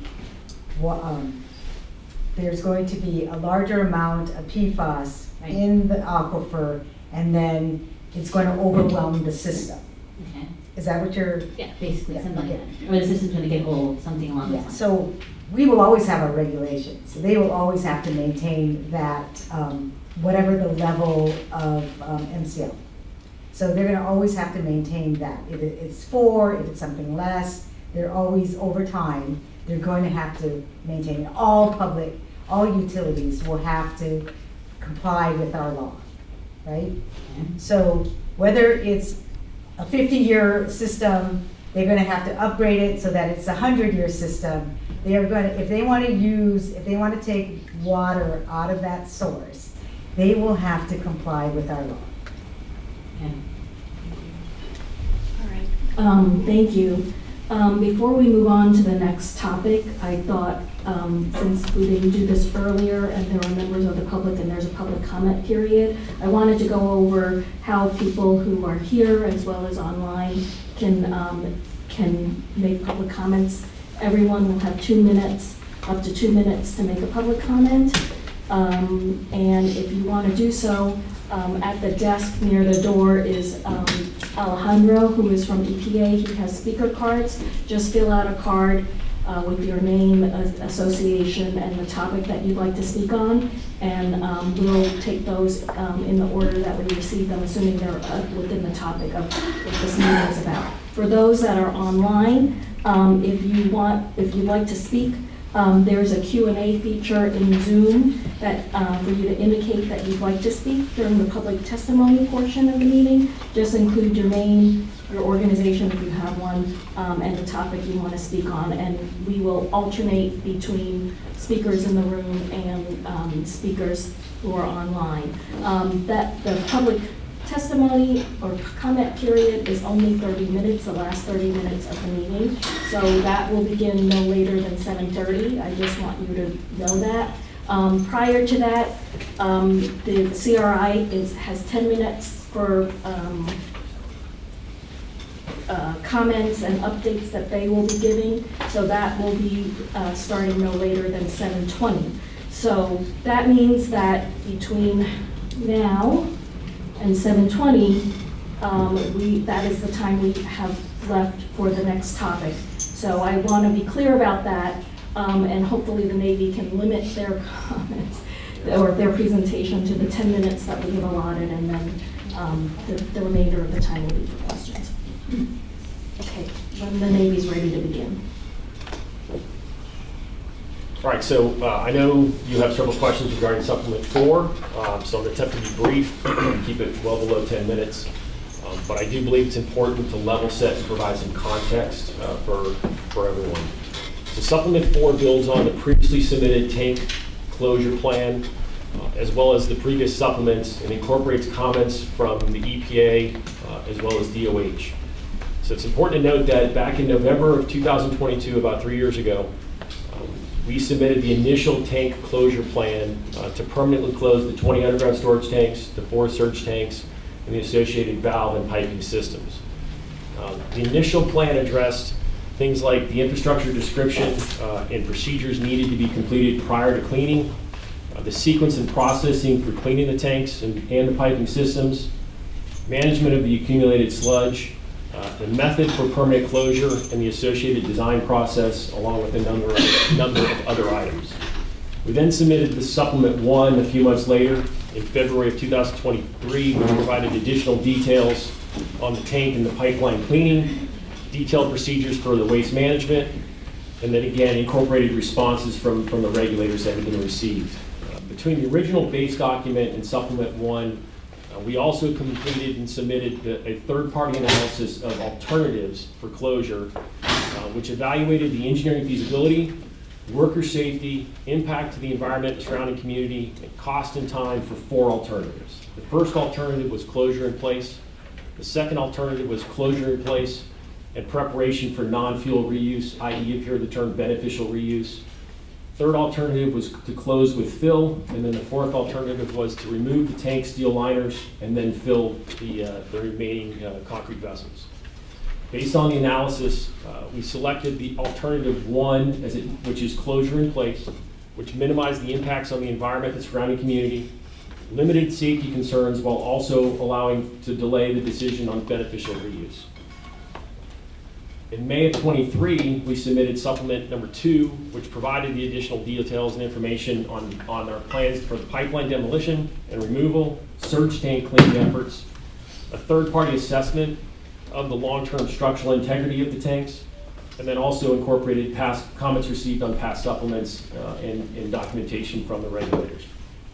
A year later, in June of 24, we submitted Supplement 3, which was centered around the site assessment work plan and the executive summary, and then also provided an updated integrated master schedule. That brings us to Supplement 4, which again expands on the previous supplements, providing clarity on and additional details on our closure strategy, pipeline removal, tank cleaning verification, physical tank modifications, post-closure tank monitoring, and documentation of historical equipment connections to the RedHill underground storage tank system. Note also that there is an ongoing tank closure design working group that meets regularly, and this team focuses and they discuss and they refine and document what the facility is eventually going to look like when we're done with our closure efforts. With regards to questions on the beneficial reuse, note that that is not part of the Navy Closure Task Force mission set, and really any decision that the Department of Defense would make on beneficial reuse would almost certainly require consultation and analysis under the National Environmental Policy Act, as well as require the EPA, DOH, and the public to have opportunity to comment. So appreciate that, and again, hopefully I kept it below 10.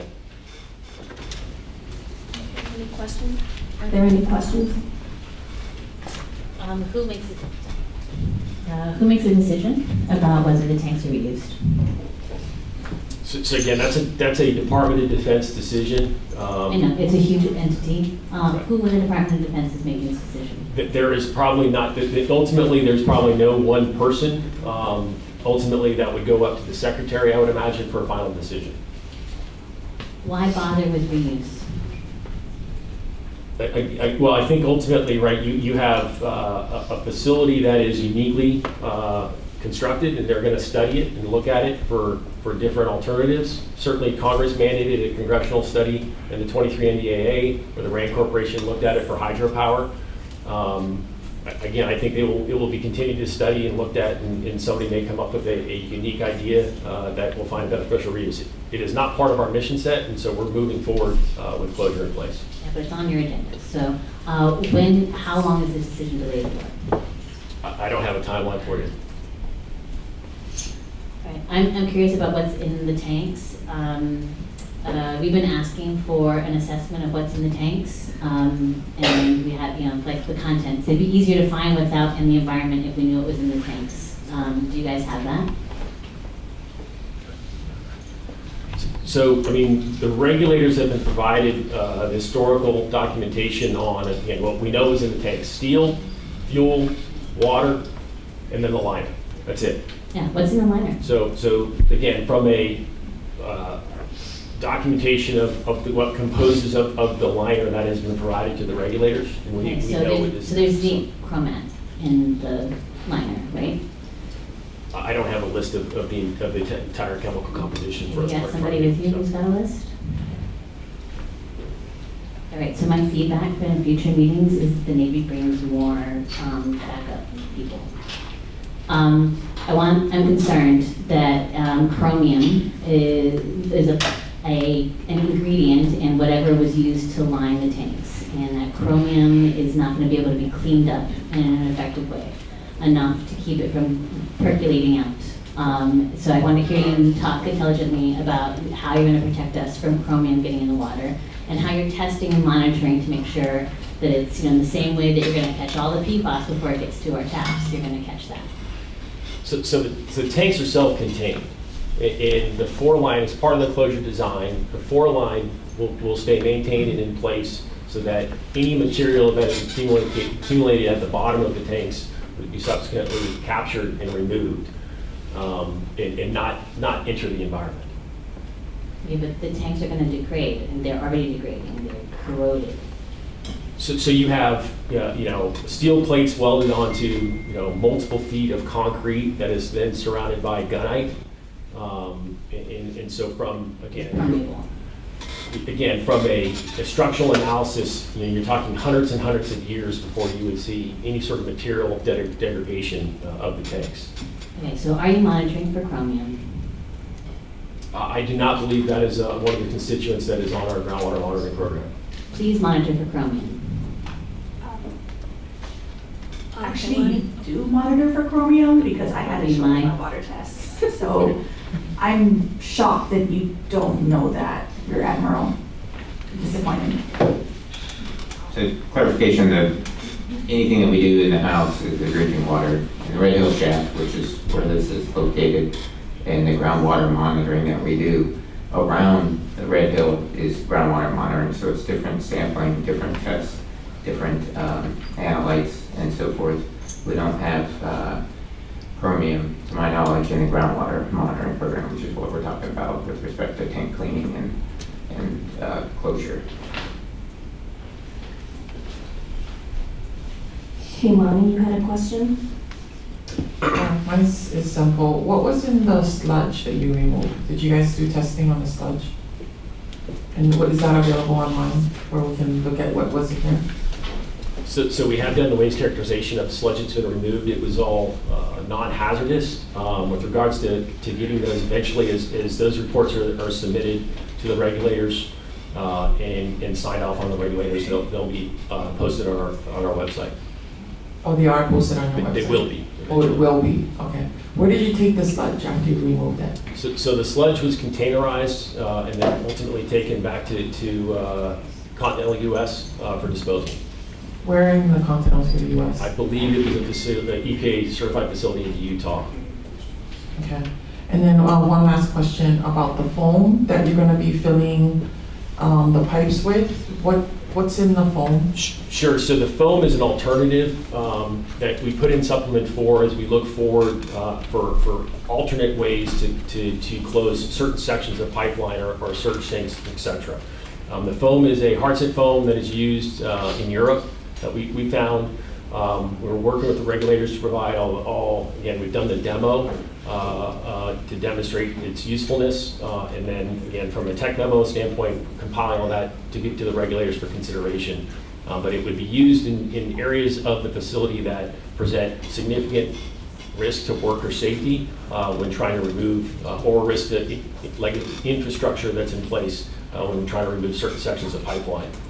What's the name of the foam? The commercial name is called Avigro. I believe we can get that. But it's, I think it's Avigrow. I think, if I remember right. I'm trying to remember the spelling. Okay, thank you. If you can just send that to us, thanks.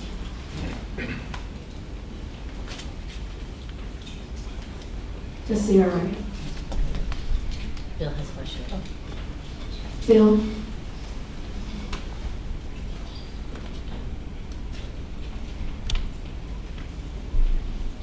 There we go. Okay, thank you.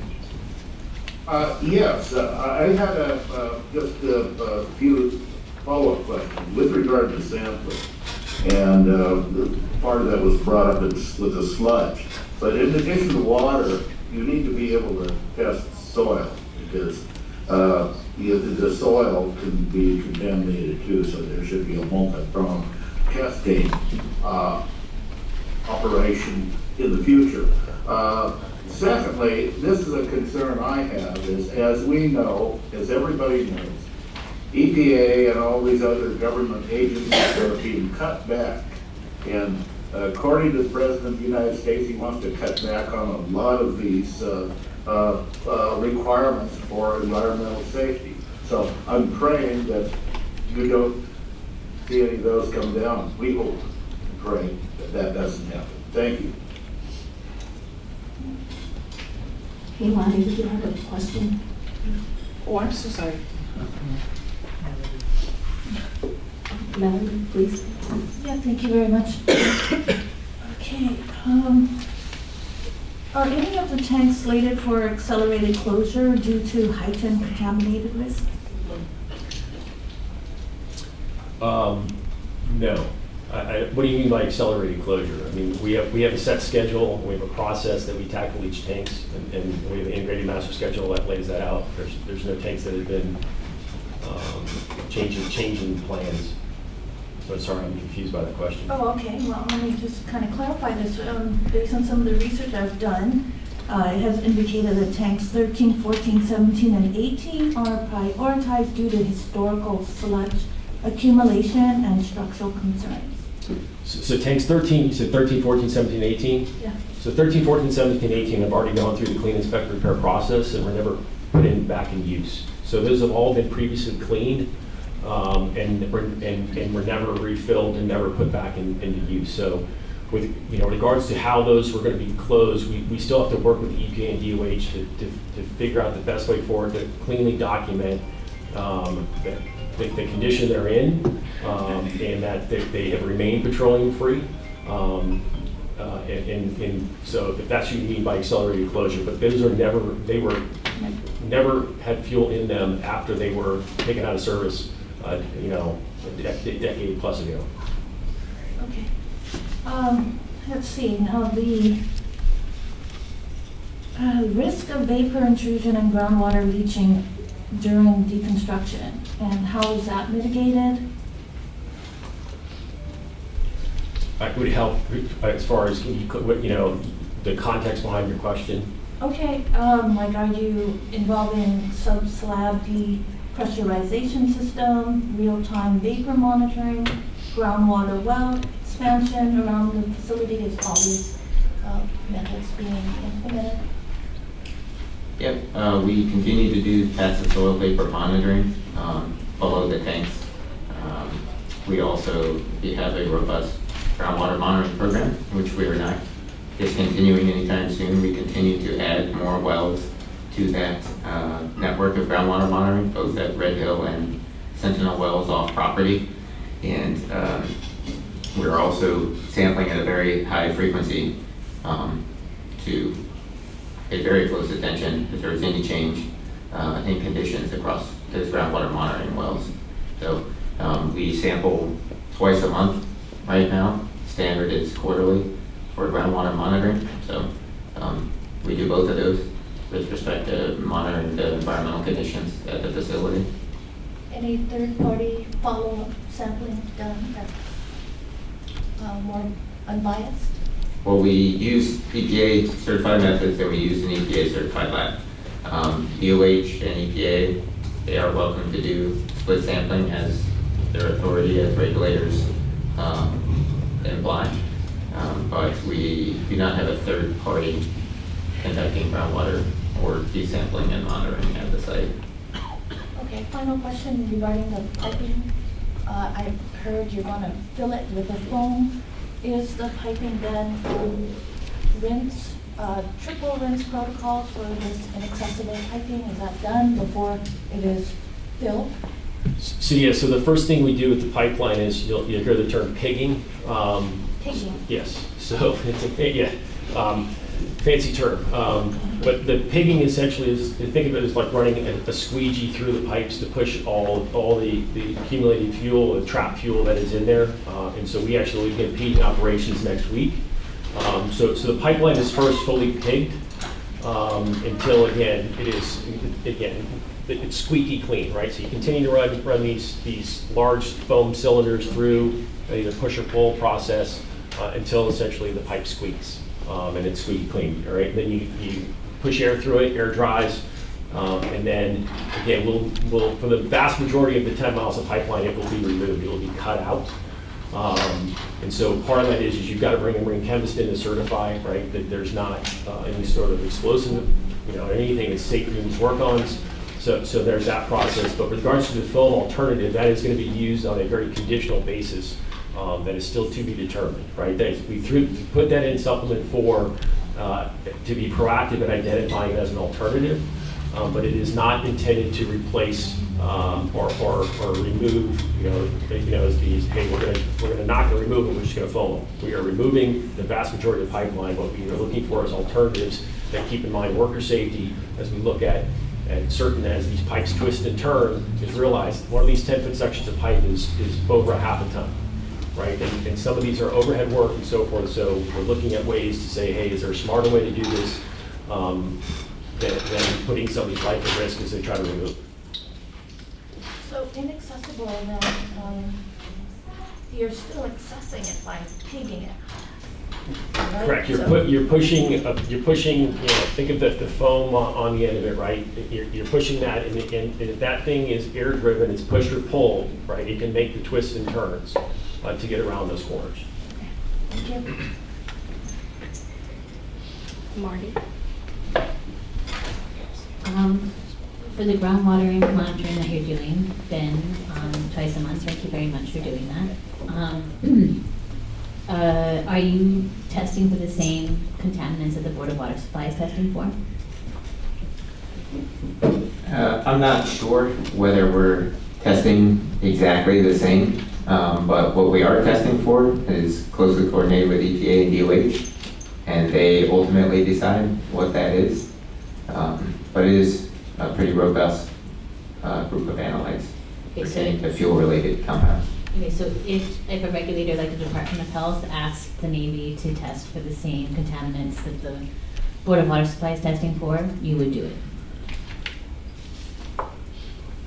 I think, yes, it would involve a discussion about what some Navy policy as the basis of that groundwater monitoring. A lot of groundwater monitoring that the Board of Water Supply does is due to pesticides, which we don't have a history of at RedHill, so there's no purpose to monitor for some of those analytes at that location. So it would be a discussion, but it would be a long one with EPA and DOH. Okay, thank you. Lisa? I was wondering, like I ask every time, can the CRI members do a site visit? So again, we got active operations, and it's an active industrial facility, and so, the short answer, and again, you want transparency, I'll be brutally honest, at this time, no. I got to have a site visit at RedHill while it was actively being used. And I really think that we, in terms of like rebuilding trust, to quote my favorite president, Ronald Reagan said, "Trust but verify." Come on, all right? There's no way we trust you guys now. You're cutting us off. You won't let Ernie sit on the table. You won't let Mandy speak at the table. This is like undermining trust. And so doing things that help to build trust, like allowing us to verify with our own eyes and see that all of the stacks of pipe that has been pulled out, for example, would be really beneficial to your cause.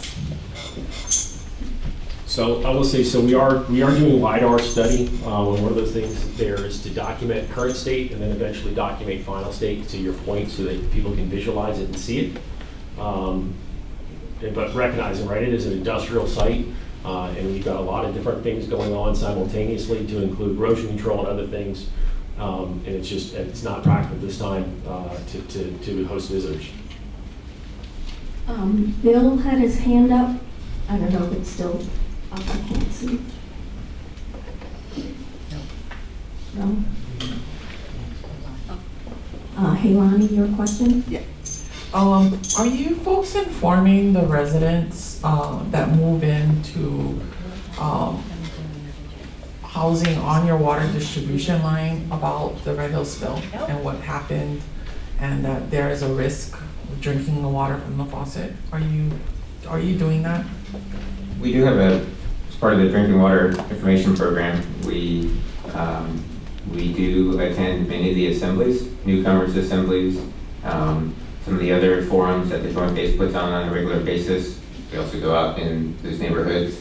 We do have a resource guide that we disseminate, and I believe at one point, I'll pass it over to. Yeah, there's a housing handbook that all new residents get, and as part of the remediation reaction to the release, an enclosure was added to that handbook that informs all residents upon check-in.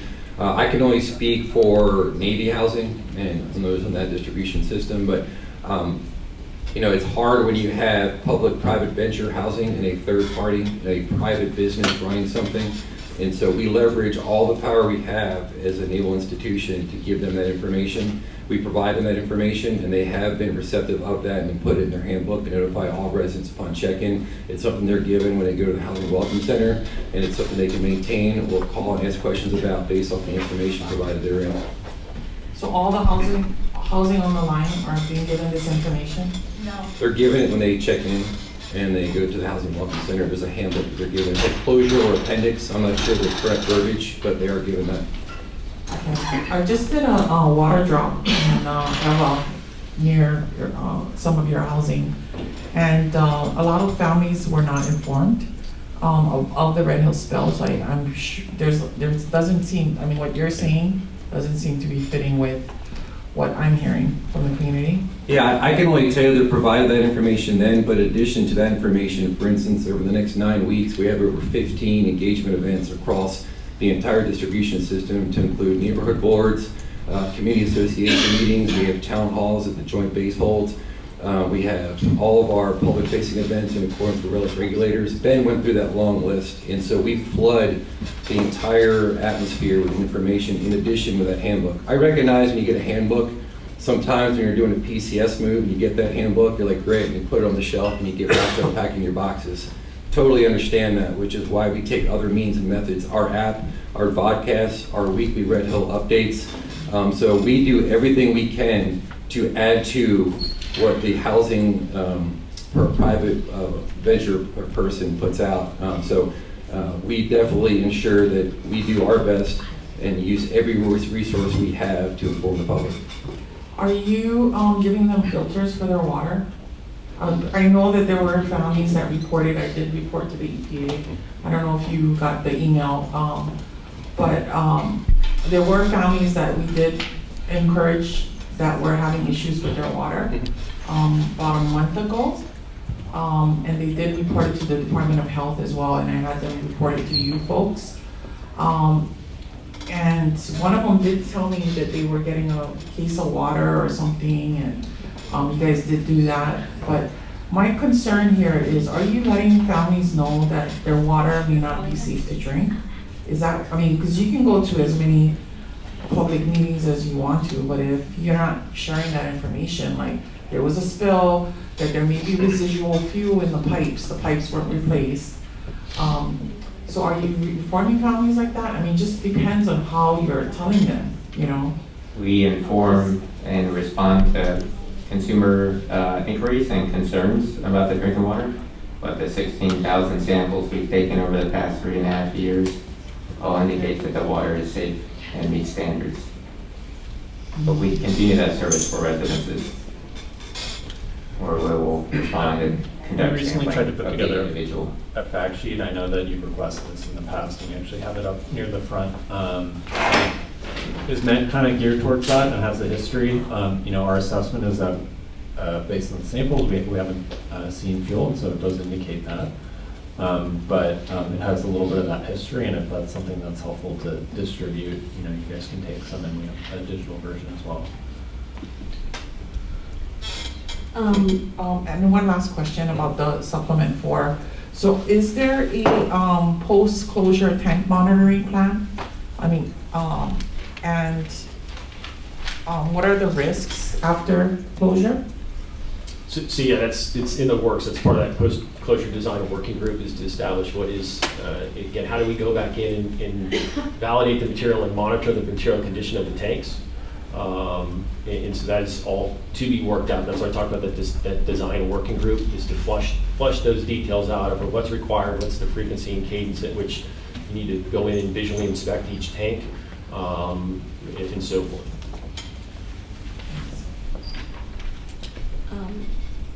Are the questions related, for the people who have their hands up, related to this topic, the closure plan supplement? Okay. I have Mia Lisa, then I have Susan, and then Michelle and Jamie, if we can get those in. But those, we'll go in that order and try and get in as many questions as we can. I just wanted to reiterate for the site visit, the National Academies team visited in June, so why can't we? And this could have been direct knowledge from Mandy. As a team, we know this, that we can, so why aren't we able to? Correct. So we scrutinize heavily for the use of our mission, closure and decommissioning, and they were congressionally mandated to provide a report based off of health effects. And so they had a genuine purpose to attend to provide that report to Congress. It was a congressional requirement to do so. That being said, the industrial environment continues operating both upper and lower tunnel. And so if congressionally required, that's a separate story than a non-regulator entity wishing to get eyeballs on the facility. A facility which is being closed and decommissioned under the purview of federally mandated and state regulators who provide not only their own expertise, but that of industry standard experts. And so that's our guiding principle for access to facility. Those that are in purpose of our mission for closure and decommission, and providing general scientific-based or government-mandated approach. So we would need Congress approval, basically. For a genuine purpose, apparently we're not genuine enough. Susan? Hi, yes, I have a quick question for Captain McCormick. My apologies, I don't understand military speak. When you say that people are informed upon check-in, is that before or after they've signed a lease? Probably around the same time. So I don't know the process by which, I'm talking minutes or hours. So you go in and you go in and say, I need a house. And you go on a waiting list. While you're on your waiting list, you wait and say, oh, we have a house for you. Here, come get your house. At some point, you're given the full documentation, inspection checklist, other. I'm talking out of turn. I may be wrong about the exact process, but in that process, you were given the housing handbook, of which includes an enclosure, an appendix that kind of covers the background about the release, and I think provides information regarding the medical clinic, the RedHill clinic as well. So if there are issues, it gives you exactly where to go, how to get there. It provides background information, and it also provides links to all the various resources we provide, the app, the website, Safe Waters, all of that. I understand, yeah. I guess my point is, if I were moving in, I would like to know long before check-in, from what you're describing, so I could make an informed decision. You have that opportunity to turn down a house once you're given information, so you have plenty of opportunity to make a decision based off the information you receive. You're not forced into a house and you get the information later. It's provided to you beforehand. All right, I'm also asked to ask about in-dock briefing. Yeah. In-dock briefing. That's before we move into our Correct. baby home start. So the in-dock is actually handled by the Joint Base, and I don't want to speak to that. They do in-dock, I think periodically. I don't know how often that is. It probably is the best practice to include that in there, and to your point, if it's not already done so. But again, I don't know the agenda or the curriculum of the in-dock. I'll take that back and we'll inform them as well. Thank you. We have 2 minutes left, and then it's time for the next agenda item is CRI's comments and updates. So So it looks like I'm only gonna have time for, Michelle had her hand up, but it doesn't look like it's up anymore, but Jamie's is still up, so Jamie, your question? I just want to note that Bill South booted from the Zoom, and he is actively trying to rejoin if there's anything that can be done to help him do that. Thanks. Amy? We'll be quick. When were these handbooks created and distributed? What was the date? I don't have an exact date. I do know it's standard practice that a housing handbook was put out. I would have to refer to Ohana Hunt Military Communities and/or the Housing Center. That's something they probably maintain, but I do know that an enclosure and appendix was added to that resource immediately after the release or therein to inform residents ahead of their housing choice. Okay, that is exactly what I wanted to get to. Have these handbooks been updated? Because, you know, we went for years saying that there was only 10 days of exposure, and that this was not that big of a deal. So we're now 4 years past, we now have 3 DODIG inspector reports. We also have AdStar, we have the RedHill registry starting. As you mentioned, NASA is doing their study as well for Congress. Has all of that information been added, as well as the proper amount of time? We now know about May. We also know that there was July, August, I believe October and September of 2021. That families were affected. So we now, we have DOH admitting subacute and acute exposure, which brings us up to at least a year of exposure. Is all of that information added into the handbooks in order to, let alone the previous exposures? I will always talk about that. Has that been added to the handbooks in order to truly educate the families moving in? Sure. Well, I can't speak to the specifics of the joint phase, the OMC handbook. What I can say is it provides the resources that give weekly updates or more if required, such as the RedHill Weekly, our vodcasts, our multiple neighborhood boards, our multiple community station boards, FTAC, CWORM, RedHill Remediation Roundtable, our quarterly open houses, CRI, if you will, and many other instances where we provide that information that is much more current than, say, a handbook that maybe is at the whim of a publisher to get out on a recurring basis. So we ensure that we provide that real-time access information via kind of links and other more modern types of information processing to ensure that the residents have that as needed. So I'll just offer. To access those websites, because even affected family members that don't know to access all those websites. So now that we're 4 years later and we have more data in front of us, would it not behoove the Navy to update those handbooks?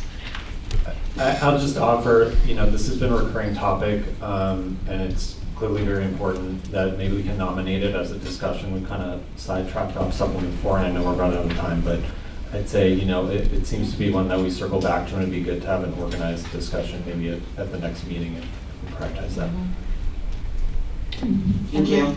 I'd like to ask, I know that the Navy has a protocol about not answering the questions from the public, but when Bill does finally get back online and has questions about Supplement 4, and specifically he wants to ask about the risk-based approach to decision-making, can he have a Q&A with the military during the public comment process? He says he's trying to get back on and it's not letting him in.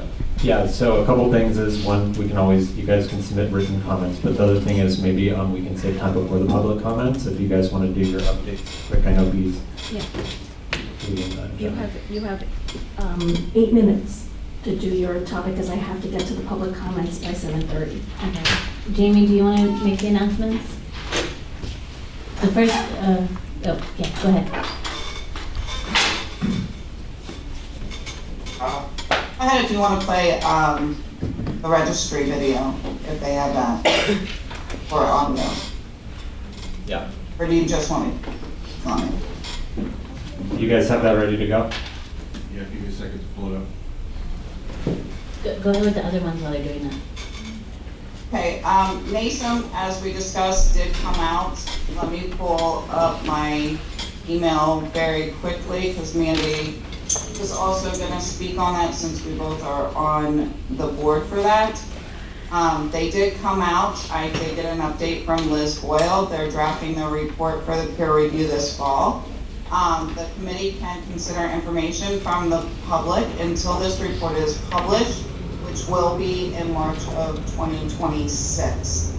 However, the most effective if that information is received in the data gathering phase, which will end in September. So any affected families that would like to submit their information, please do so. It will be ending in September 29th and September 30th of this year. As you've heard, the Navy said that this is something that's been deemed by Congress and is very important in assessing the affected families and how to treat us furtherly, so we do not continue to get it notated in our records that this is all in our heads. We're attempted to. We also have the secretarial designation letter that has come out for families that have been affected, or also for anybody that lived on the water line or worked on the water line. I am currently using the secretarial designation letter. There are a lot of hiccups to it, but push through. I'm an hour and a half away from a facility, and it doesn't even have all of the capabilities. And again, it's not known nationally what happened at RedHill, even in our military facilities. But it is worth the testing and being seen, as long as you get honest and accurate doctors that look at your true medical records. But you have to be your best advocate in bringing your documentation and continue the fight. I do call and ask that the DOD and the Navy consider extending this designation letter, because there are a lot of us that are still affected, and that this will truly impact and help us maintain our health. Sorry, my lungs again. Okay, I just have a question, Jamie, just to clarify. So if somebody who, regardless of whether they are in the military or not, they can take this letter and go to, say, the RedHill Clinic and be seen, right? Because part of the problem is the civilians couldn't be seen at RedHill Clinic before, right? So this letter helps to overcome some of those administrative hurdles. From what I'm understanding and from what the letter states, as long as as somebody can prove that they either lived or worked on the water line at the time of the spill, yes, they can take it to the RedHill Clinic or any military facility. And this letter is good until the end of February, beginning of March of 2026. It will come up for review to see if it is going to be extended, which we hope and pray that it does, because there are families that are getting help or individuals that are getting help or have had more diagnoses because their care stopped altogether for whatever reason when they got out of the military, or their spouse got out of the military, or they left the island. So yes, from my understanding, that is exactly how it works, and it is beneficial. Thank you. Do we have the? You have the video ready to go?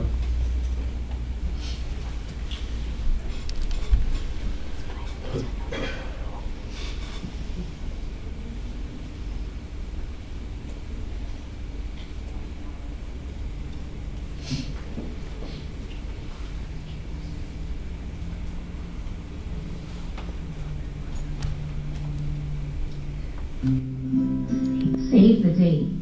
If you experienced the RedHill water crisis, the RedHill Registry is here to listen and connect you to vital resources and important information. Celebrate the launch of the RedHill Registry with us during our community fair on Saturday, August 2nd from 10 a.m. to 2 p.m. at Moanalua High School, 2825 Hālawa Street on the Hawaii 96818. It's a day for our community to learn how the RedHill Registry can support you and your loved ones. For more information, call 808-427-8260, or you can email info@redhillregistry.org. You can visit our website at www.redhillregistry.org.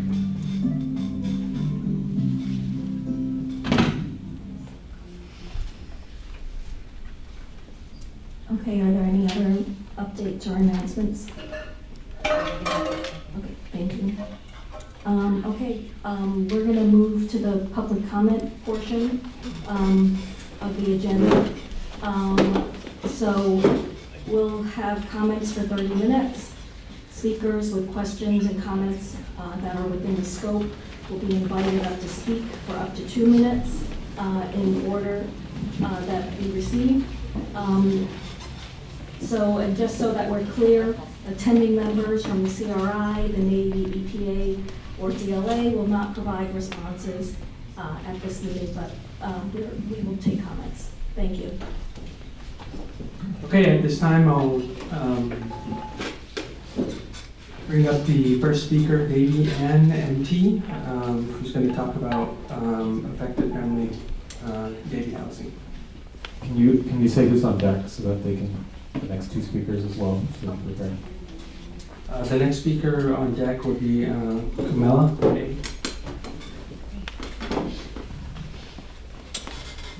Aloha mai kako. I'm Davey Ann Momilani Thomas. I'm born and raised from Oahu. I was a Navy wife for less than a little of 20 years. I actually lived in military Navy housing within 20 years to date. I helped lead, because thanks to the Navy, volunteer efforts for our military community within my 20 years. And I was coordinator, so I did a lot for our military community. I actually feel, and I'm not trying to be an ego or disrespectful, but I actually feel my neighborhood watch for Pearl City Peninsula Navy housing was much more successful than what the Navy senior leaderships has ever done to our military community. To speak about the water quality report that came out in July 2025 into our emails from Ohana Hunt portal through the Navy, there were residents that were very concerned about that, brand new residents. And there were residents who were brand new after the 2021 spill, and they knew they were affected by such. I was the one that sounded the alarm for Pearl City Peninsula in December 2021. I didn't want to believe it, but I do now. I remember when I ran the neighborhood watch in 2019, when we were fighting for our gate guards for McGrew officer housing and Peninsula, because I knew my neighborhood watch was going to be hard work for me, which it was, taking our gate guards away. A captain wife stood up in September 2019 on Pearl Harbor, holding up the front page of our Hawaii newspaper Star Bulletin, and then said, "What are you all doing to all the Navy senior leaderships then to gaslighting and hiding from our general public here on this island and from our military community when it comes to RedHill?" Thank you. So I just had to mention, there's a lot more to mention.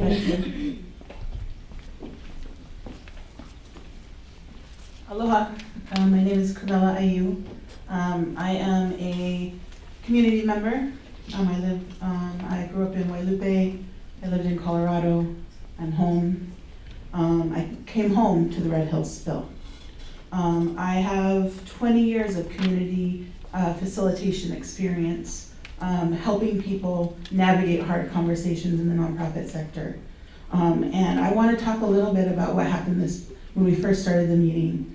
Because when you come into a meeting and you bring information that you have another spill and that you are silencing a member of the community's ability, Mandy, to be a part of this process, you are re-traumatizing the community.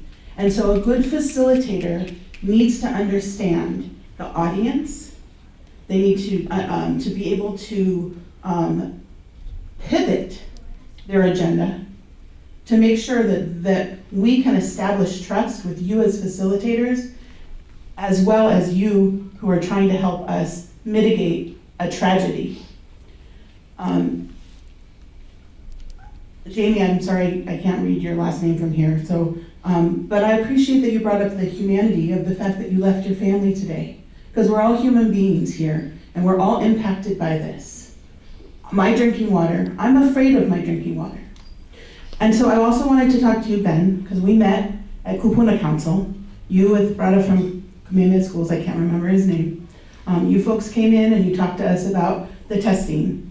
And you also let me know that, and I asked you to come back to us, because it takes 2 weeks for those samples to be tested. And in the meanwhile, we're drinking that water for 2 weeks.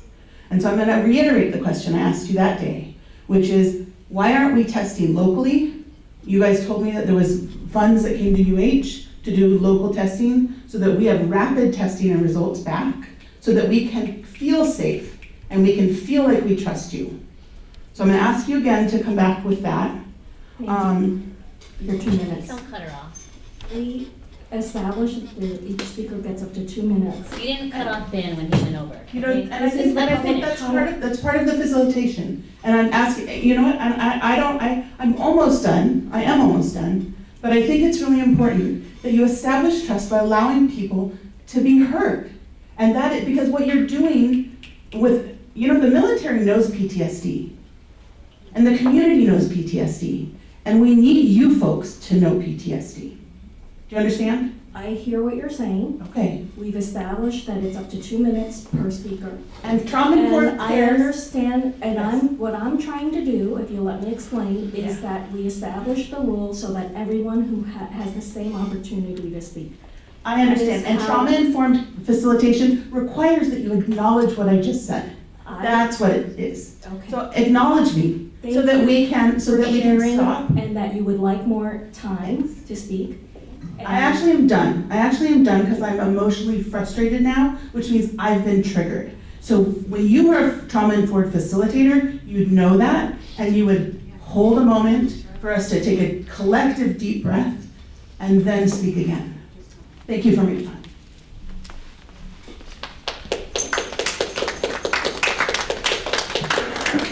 So the next two speakers will be in person, and then we'll go ahead and go online. So the next speaker, if we can have Malia M., who's going to be talking about the quality of the light, and then next we'll go with Eric B., who wanted to talk about the VI and community voices.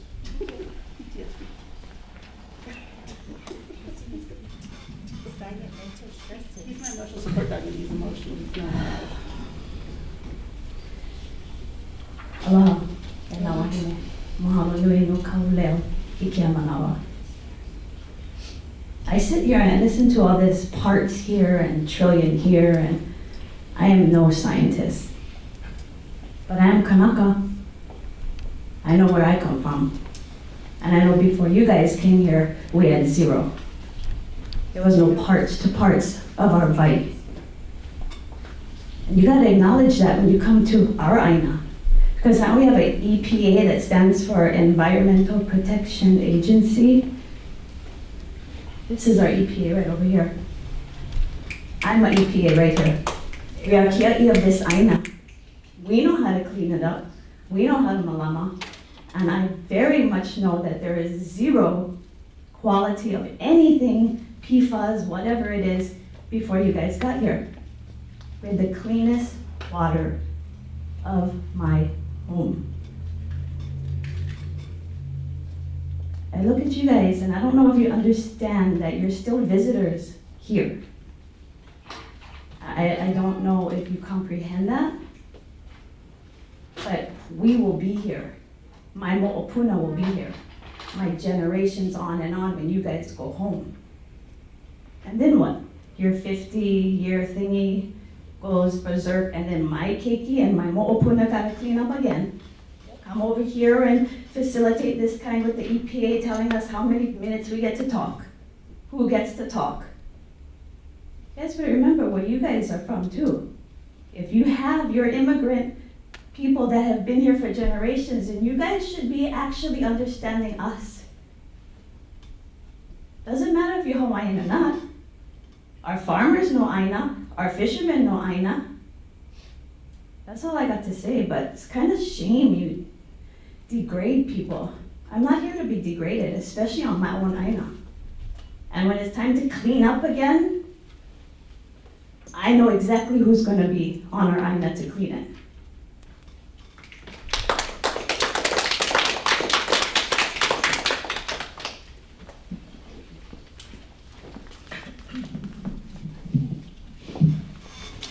My name is Sadiq Blanco, and I'm speaking on behalf of my Auntie Mandy and also Auntie Dee. You guys continue to dig yourself in a hole. Sad to see one of our main advocates was the wrong move. You guys are Heaven, and she's federal employees and represents the same organization as you. But she's one of only service members this community and our Native people trust. You guys messed up and our community won't forget it. You're not renewing land leases, making moves like this.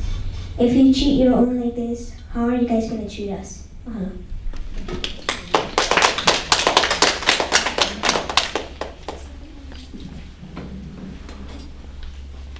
Okay, so next two speakers are going to be online, and the next speaker is going to be Mandy F., who is going to be talking about agenda items for tonight, and then we'll have Tracy C., who wanted to talk about community and life.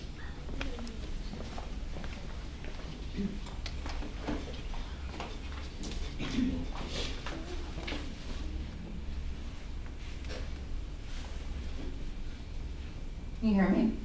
Yes. Yes. Yes. Yes. Can you hear me? Yes.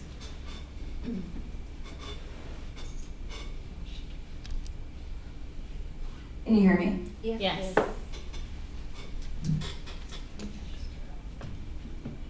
Marty, can any of you guys? Go ahead, Yes. Mandy, Yes, can you hear us? Go ahead. Yes, I can hear you now. Well, I appreciate my fellow CRI members and the people in the community coming to my defense. It's not their job. The same community that you, Navy, are trying to rebuild trust with for the sole purpose of renewing land leases is the same community who nominated and voted me on this board. You continue, as someone previously stated, to dig yourself in a hole. When you treat your own, how will you treat them? EPA, I'm 0% surprised by your decision to strong arm and silence impacted families tonight. You've not had a backbone since the beginning of this water crisis. It's only fitting that you decided to grow one now. You've not once held the Navy accountable for breaking the actual terms of this consent order, including when they no-showed in December of 2024, when, as Marty pointed out, I publicly accepted the terms of the new ground rules that you guys came up with in private mediation without us. Moreover, as an active duty military officer who has sworn an oath to defend the Constitution, I'm well acquainted with my legal and constitutional rights when it comes to signing any document. You are also tracking that I've been a RedHill DoD whistleblower and have faced gross retaliation from members of both of your organizations for the past 3.5 years. Let me be clear that no amount of intimidation, discrimination, and maltreatment from any of you will silence me. Just like I told Admiral Paparo at his confirmation hearing, I'm not going anywhere. I will continue to use every national platform that's been made available to me to continue to advocate for the service members you poisoned, betrayed, and left behind, and for the civilian and Native Hawaiian population that you somehow believe that you have to treat like collateral damage. Jamie, the conversation that you had with our team prior to the start of this meeting that went public was recorded. The part where you trashed me and the Navy will be on Lee Zeldin's desk tomorrow morning and played out in the news. Last, you want to rebuild trust in hearts and minds, you have to start with being transparent. That was clearly made evident to you by the DoD IG reports. You are the water purveyor. The DoD IG said that you failed at transparency. The Hawaii Department of Health does not get paid to do your dirty work or communicate on your behalf. You must notify residents, every single one of them. They must understand that the pipes and the hot water heaters have not been replaced. Continue to put innocent people's lives at risk. Keep going. Keep going.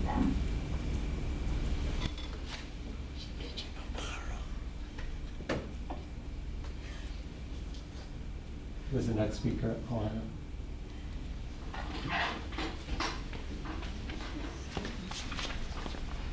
The next speaker is Tracy Contreras, who's going to talk about community, Aina, and Divide.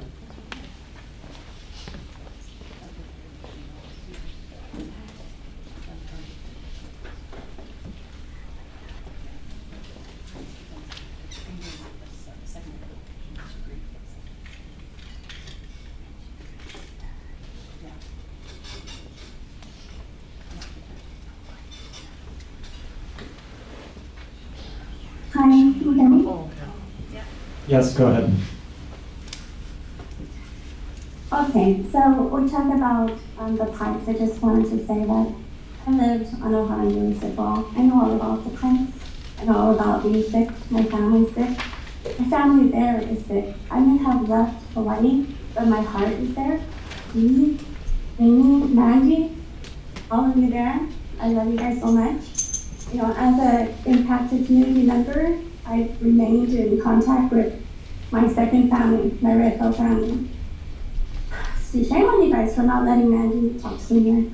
And you know, we voted for her, and she hasn't given the community and the people of Hawaii.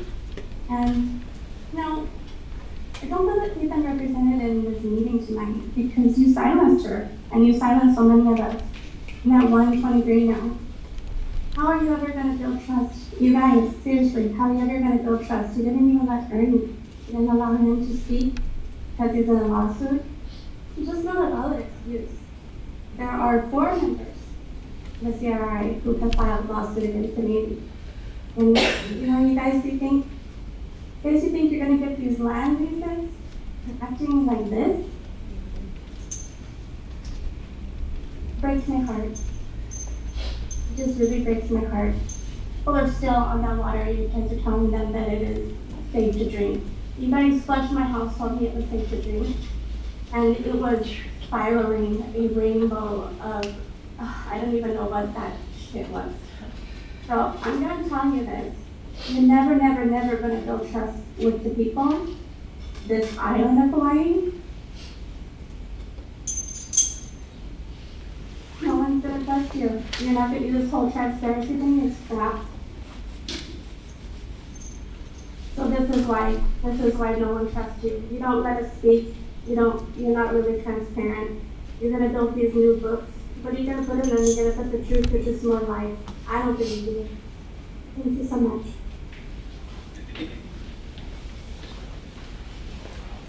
So the next speaker is Tara R., who's going to talk about buy-in accountability, and then Ernie, who's going to talk about CERCLA PFAS investigation at RedHill.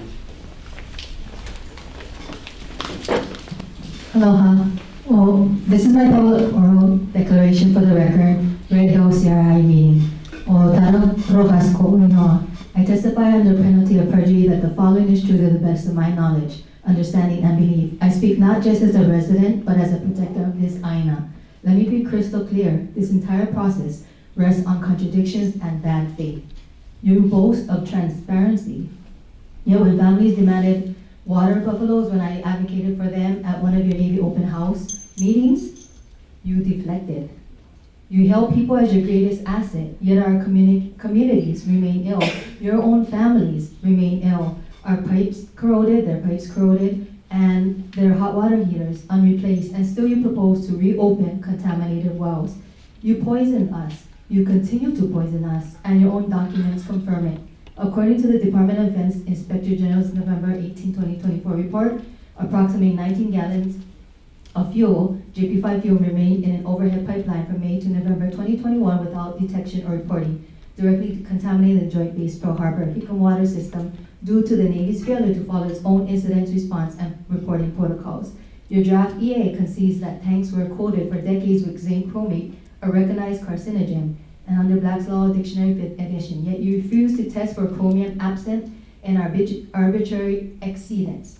That is egregious malfeasance, bordering on criminal negligence, not mere oversight. Your coating is left in place for 50 years, and you admit many tanks remain in dilapidated condition. No one should be judged in his own cause. That's a Roman maxim. This is not closure, it's cover up.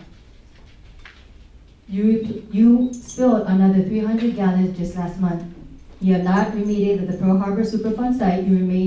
You maintain RABs for ocean contamination. The Navy refuses even to compensate the Board of Water Supply. They had to sue to force payment. You proclaim a permanent closure, yet your timeline extends to 2028 with provisions for beneficial reuse.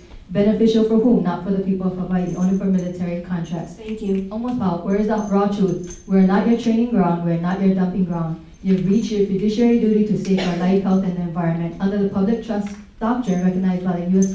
Constitution and reaffirmed in United States versus Lee. No person is above the law. All obligations to protect natural resources must be honored. By maxims of law, he who does not repel a wrong when he can induces it. A wrongdoer is not to be trusted in his own cause. I'm almost called, this is my public order declaration. Furthermore, if you have the power to introduce these toxins, you possess the power and the obligation to remove them. Any justification for refusal proves you should never have permitted their use. Your continued operations and denials are not merely unethical, they're complicit in ongoing harm. We see through the facade of your EA, your data spins, your delay tactics, your greenwash rhetoric. Clean up, pack up, and leave. This testimony stands as a matter of public record and notice. I reserve all rights without prejudice under UCC 1308. Leases up 2020-29. Mahalo.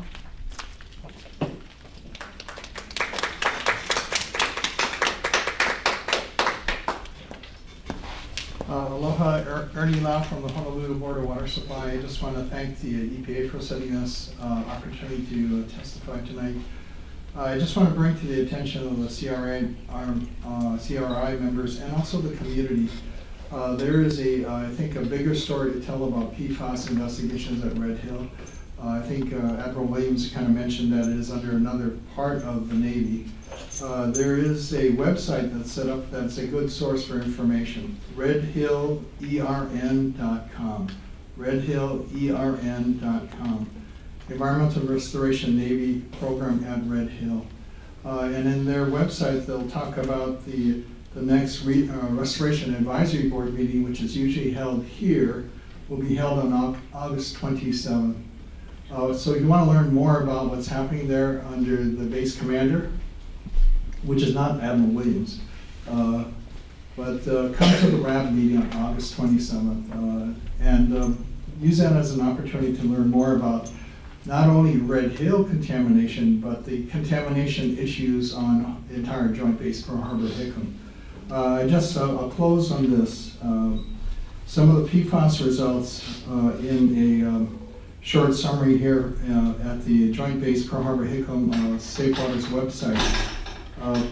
For shallow groundwater, PFOA range from 0.16 ppt to 29.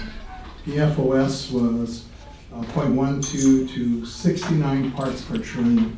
And in deep groundwater, PFOA was detected up to non-detect to 8.1 ppt. PFOS, non-detect to 19 parts per trillion. And remember, for those two, PFOA and PFOS, the MCL in the recently adopted National Drinking Water Primary Standards is 4 ppt, and then we'll have to meet that as utilities by 2029. Thank you. Thank you.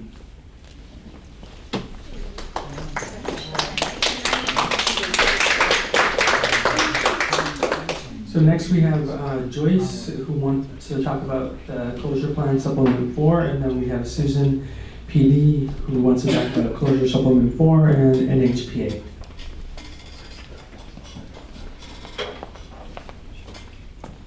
Aloha, good evening. I am Joyce with the Honolulu Board of Water Supply, and I just have a few questions about the latest closure plan supplement 4.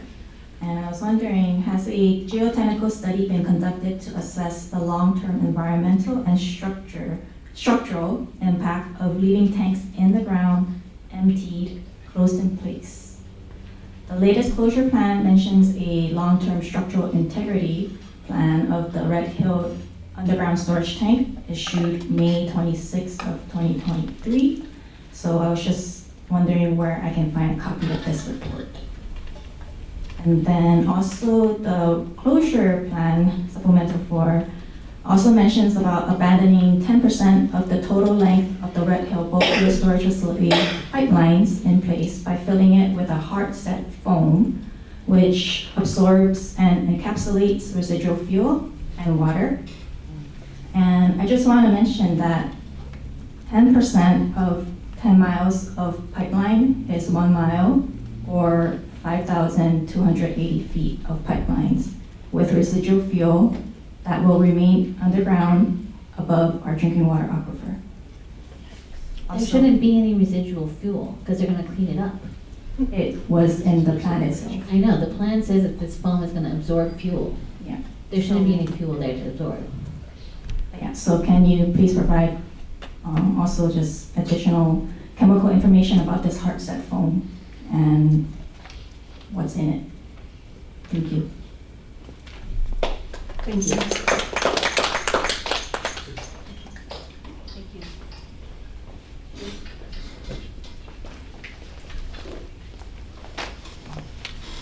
It's been a long night. I'm just going to be not asking questions, but bringing up things from Supplement 4. I wish I had something.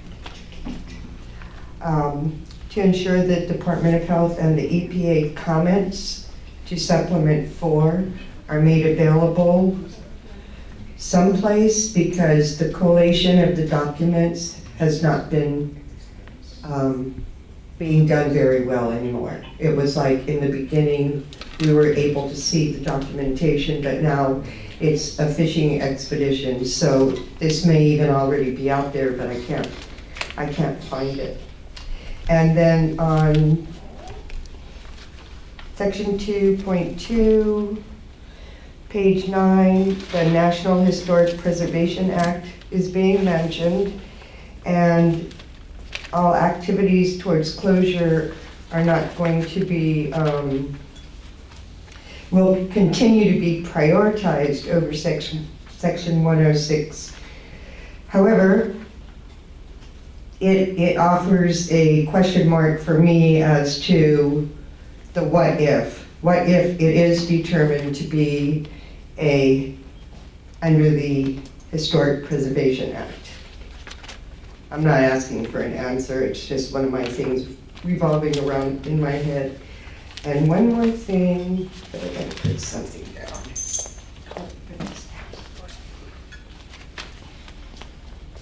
There. Page 30 of the Supplement 4, to answer the question about chromium. Another planned engineering control is to test all tank effluent for chromium, a component of coating primers used in the first 2 legacy coating systems inside the RedHill underground storage tanks.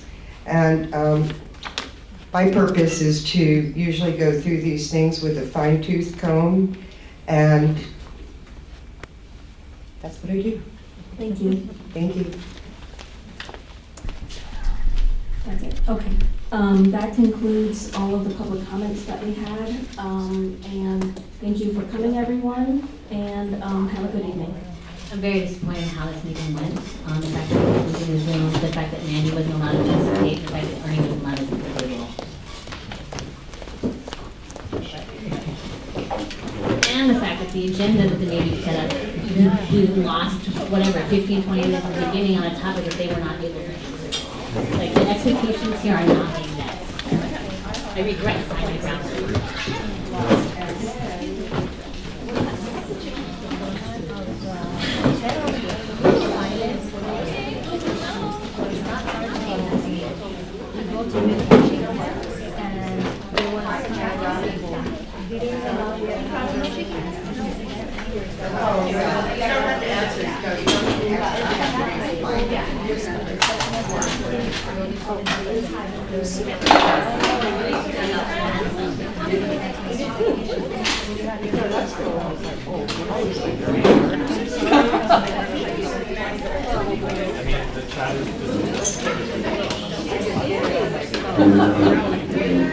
Other things, I don't know what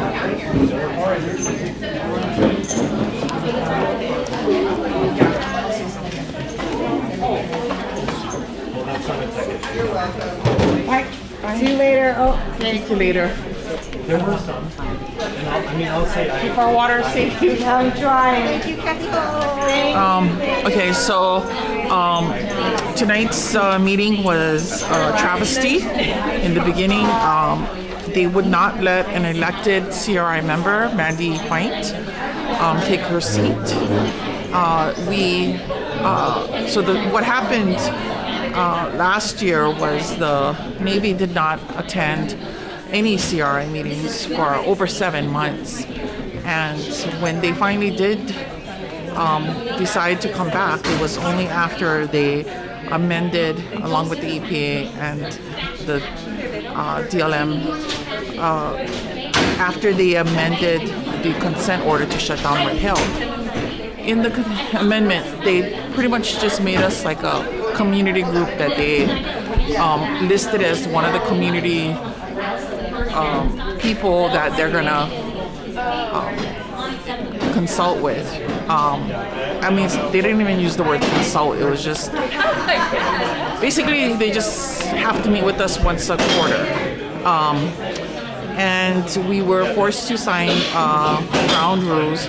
But before that, we were supposed to meet with them in December. They decided not to come, but we did agree to the ground rules verbally under protest. But because we feel like the information that they're providing tonight is super important, we did agree to it. And then they sent us the ground rules in writing. We signed it. The way Mandy Fine signed it wasn't acceptable to them. So what happened was they basically tried to kick her off the RedHill CRI. Her name is still on the website. We did advocate for that, but she's not allowed to take a seat on the RedHill CRI. And her voice as a affected family member, both her and her husband were poisoned and her 2 small children. She is in the military. She's active military. She was not allowed to say anything tonight as a CRI member or take a seat, and that was what we were trying to push for in the beginning of the meeting. We did go forward with the meeting again. We feel like the information that we are trying to get from the Navy and from the EPA is important. But this type of actions, amending the consent order, making us sign ground rules, getting a third-party facilitator, and then now deciding when or how we sign, whether it's acceptable or not, and deciding who gets to sit in the RedHill CRI is unacceptable. And we are very, very discouraged by that.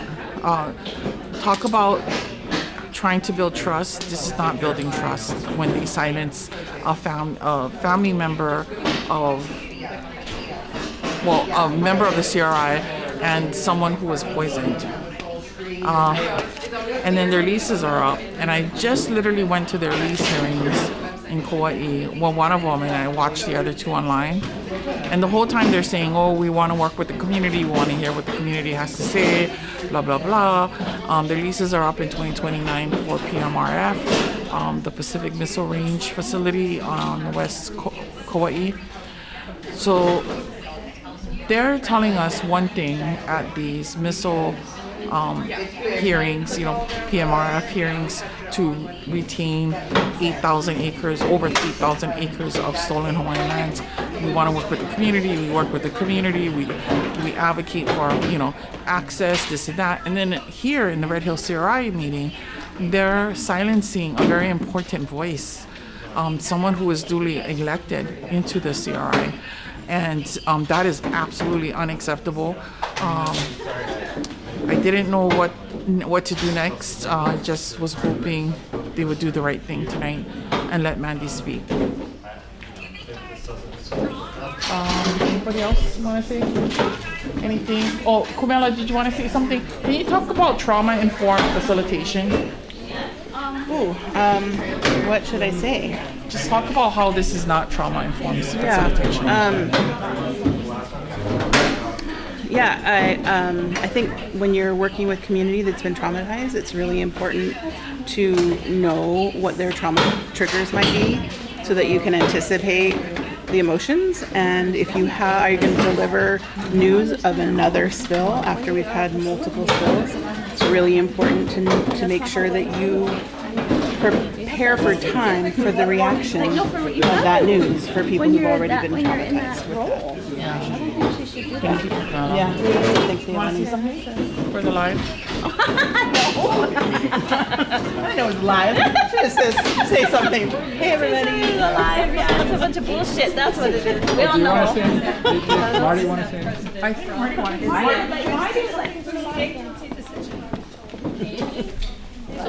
I should ask who I'm talking to. Like, so. Yeah, Marty's Okay, you want to? she's in her warrior mode right now. Okay. There she is. Oh, okay, great. Hi. Okay, so wait, are there specific questions you want me to ask?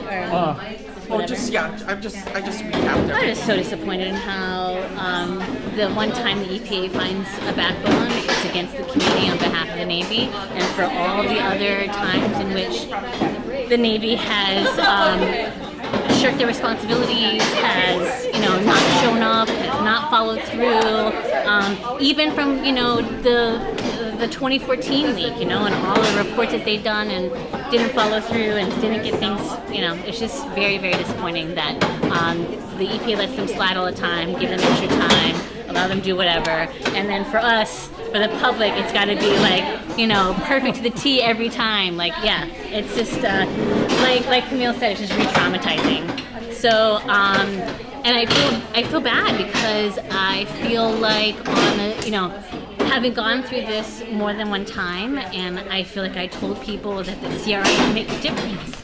It's the one thing that is different from how they handled the AOC after the 2014 leak, right? This idea that we're going to have direct communication between people who are concerned and care about this and the Navy who made all of these bad decisions and put us at risk. And now we have the EPA basically running interference on behalf of the Navy, basically acting like fascists, cutting off those people who are, effective critics of their operation. So yeah, I am extremely disappointed, and I feel bad that I, talked people into doing this, and maybe it's not actually going to make a difference after all. The machine is always going to be the machine. The empire is always going to empire, and they really don't care about us, and it doesn't really, yeah, so what are we left to do? It's really, really frustrating. So I will sit with that for a while, and we will see whatever the next thing is we're doing. Gotta be you. Gotta be me? Gotta be you. No. That is a fallacy. It is not gotta be me. It is not about me, right? This is about an all of us kind of thing, right? Yeah. We are talking about our kids and our grandkids and our great-grandkids, right? They're gonna set up this system now. They say, oh, don't worry, we'll close it in place, it'll be fine for hundreds of years. And don't worry, we're gonna install this filtration system and it'll be good for 50 years, probably double that, right? Well, that's not enough. That's not enough, Like, we are talking about how are we going to make sure that all of us who know about this now are going to be able to communicate that information to these people 100 years from now when we can't even communicate it to the new families who are moving in?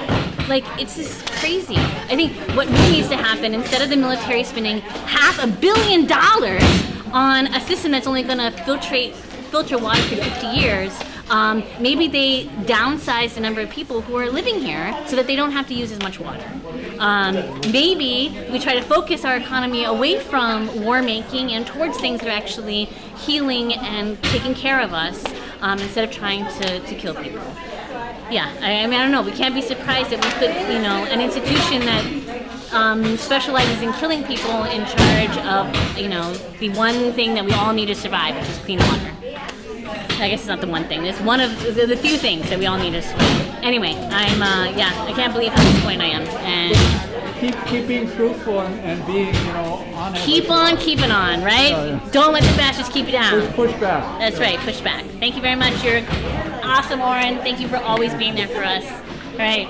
Yeah. Kala hoi hoi ea!